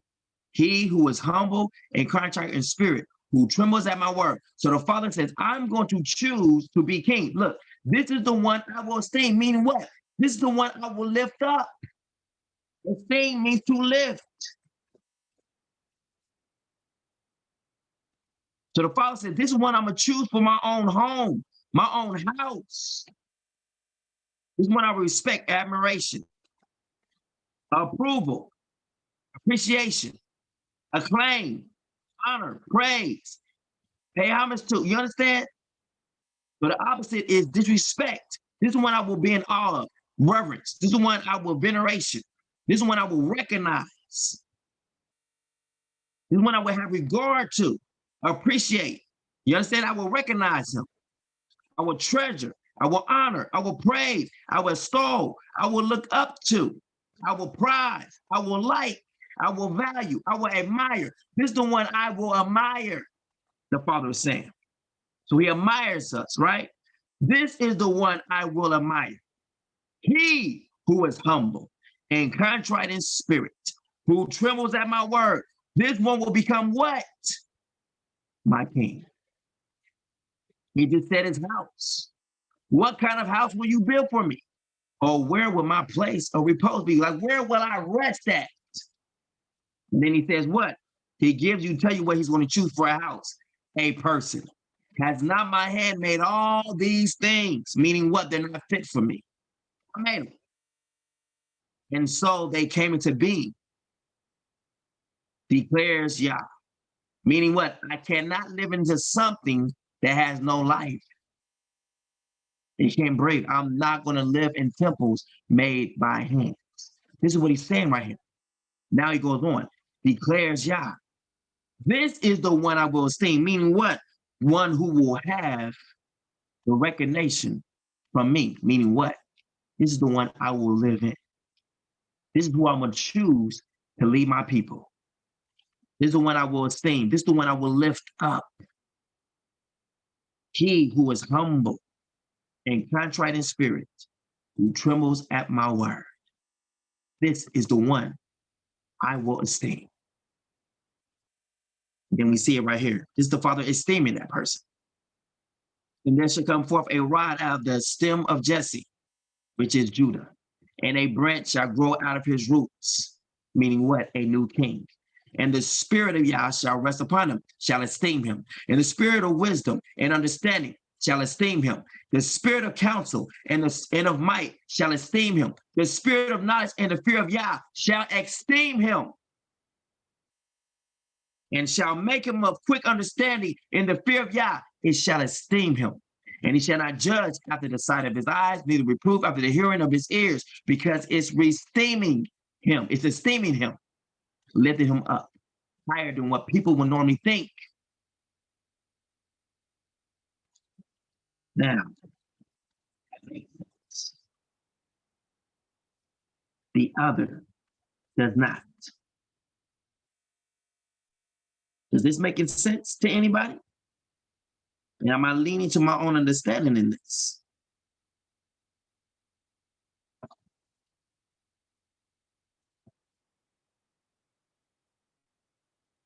So we've been in Jacob's trouble for a good minute. See, now it done took away. Now Jacob's trouble, people are like, oh, Jacob's trouble is now starting. No, Jacob's trouble is coming to an end. That's why he's sending forth salvation.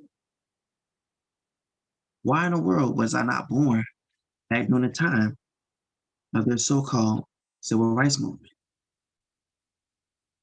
Why is now salvation being given now?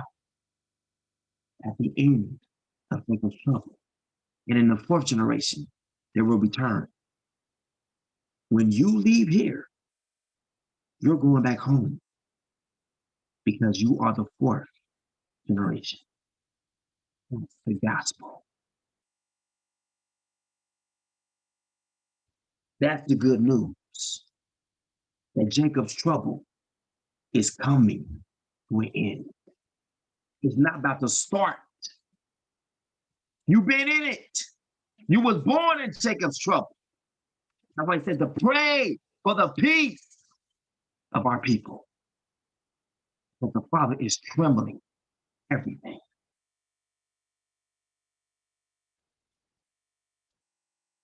All right. So we're going to get to the Mapungubwe video. This video is not going to be 4 hours long. I'm going to cut it off right now. So we're going to start the Mapungubwe video. We're going to start it off, probably kick it off with True Colors, you know, the intro and all the good stuff. And then from there, we're going to just kick it off so y'all can see it from beginning to end. It's going to be 4 hours long and this video is almost there. So we ain't going to do that. All right. I love y'all. Y'all have a good one. Come back for the second one because we bringing out proof, baby. We're bringing out proof. Showing you who did what did what. Let you know that Father has been using. He's been speaking. He brings people along to help with whatever they need help on. Let me help out with. The moment they stop believing, whatever contribution, thank you, they exit the building. They exit stage left, exit stage right. You see, that was what happened with Moses.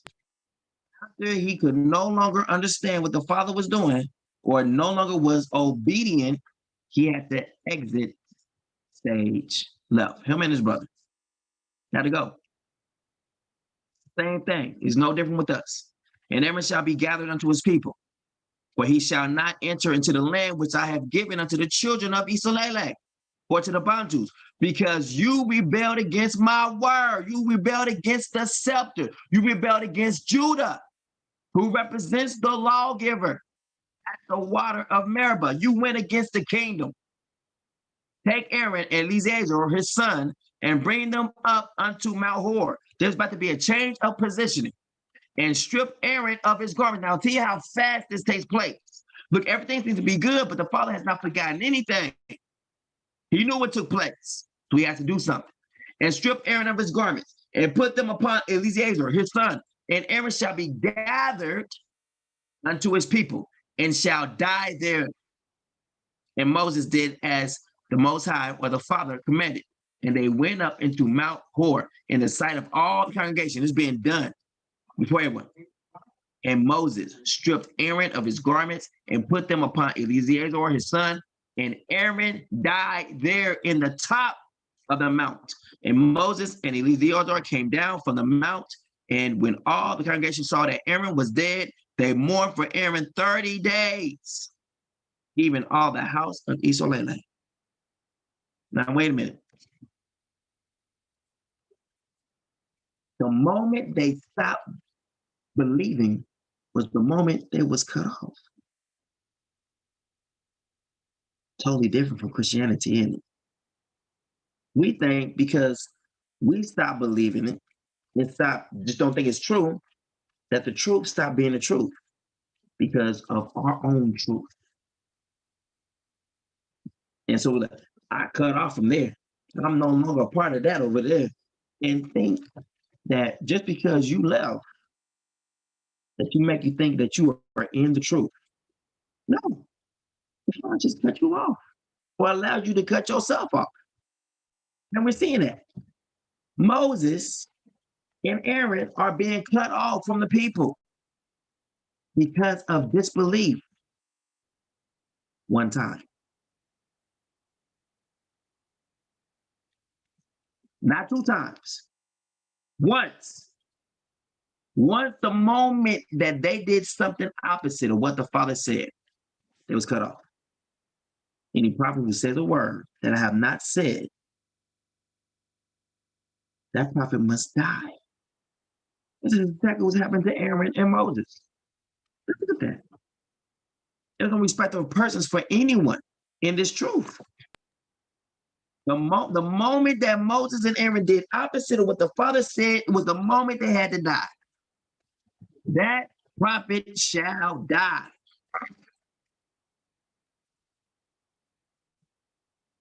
Look, and it's right there with the new prophet. So the Father is now giving the law. Like, look, it says new prophet, signifying what happened to the old ones. They got killed because they didn't believe what I was saying and said something different.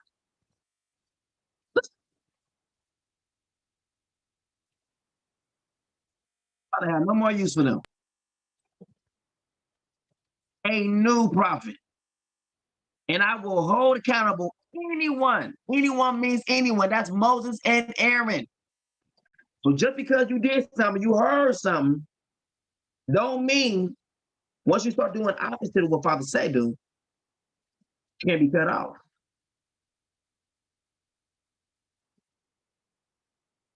Let's go. Who does not listen to my words? That the prophet speaks in my name. But if any prophet dares to speak a message in my name that I have not commanded him to speak, or to speak in the name of other mighty ones, that prophet must be put to death. You may ask in your heart, how can we recognize a message that Yah has not spoken? Now, even though the Father allowed them when they struck the rock to come forth because the people needed drink, he still punished Moses and Aaron for their disobedience. And then he says, because you did not sanctify me, you didn't make me seem holy, meaning what? You devalued me. Like a little something about humility, right? False humility. See, always devalue the value of what Father said when he said it. So watch this. So the Father says, I'm going to send a king to deliver you. And this will be his name. Anyone to believe opposite of that devalues his word. Therefore, is not meet to receive what he has said. Therefore, cannot receive it. They won't see it because his word is devalued in their mind. So therefore, they can't receive something they don't believe in. The same thing. Moses was supposed to speak to the rock, and instead he hid it. Even though water came out, they devalued the Father in front of his people, and therefore was punished with death for doing so. They were supposed to keep going. But because they got into a devaluable mode, meaning they got to a point where they could not believe, since they could not believe what the Father said, they devalued the Father in front of his sheep. And therefore, Father was like, no person will stand, no flesh shall glory in my sight. The Father each time will see them like they deliberately did opposite of what I told them to do, purposely, because they could not push past what they thought. Remember, Moses was righteous, right? Well, he did kind of murder somebody, but the Father still used him, right? Just trying to use that out there. But when he could not no longer use him, Moses was cut off. The same thing with our people. The moment they did not believe him, the reason why you're in the wilderness is because you didn't believe. So therefore, you're receiving what unbelievers get, death. They're being cut off. All of Israel is being cut off in the wilderness. And the moment that Moses and Aaron stopped believing, they was cut off in the wilderness too. Let's go.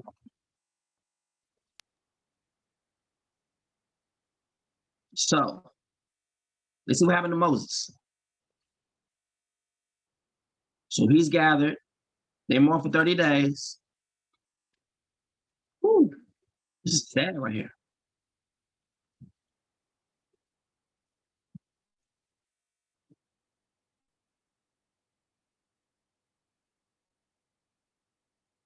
Okay.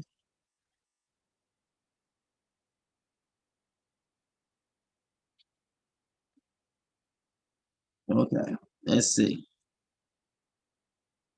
And when King Erod, the Canaanite, which dwelt in the south, heard that Isolele came by the way of the spies, then he fought against Isolele, or the Bantus, and took some of their prisoners, And the Bantus vowed a vow unto Yah and said, if you will indeed deliver this people into my hand, then I will utterly destroy their cities. And Yah hearkened to the voice of what? His people, and delivered up the Canaanites, and they utterly destroyed them and their cities, and he called the name of the place Hormah. And they journeyed from Mount Hormah by the way of the Red Sea to compass the land of Edom or Esau. And the soul of the people was much discouraged because of the way. And the people spake against Yah and against Moses, no faith. Wherefore have you brought us out into Egypt to die in the wilderness? For there is no bread, neither is there any water, and our soul loathed in this light bread. And the fire, and watch this, and Father sent fiery serpents among the people, and they bit the people, and much people of what? Isolele die, or the Bantus die. Why? Because he gets tired sometimes of just hearing people complain about things they don't understand. That is the Father right there. Sending serpents, sending death amongst our camps because we complain too much. So, we see Aaron's dead. Moses is going to die too. He's not going to be allowed to take them into the land because of his unbelief. You can go read that. I need to get started on this other I need to get started on this video because we're about to move into 4 hours over here. It's 3:47. I'm off. All right. Remember, truth is not biased. It's absolute.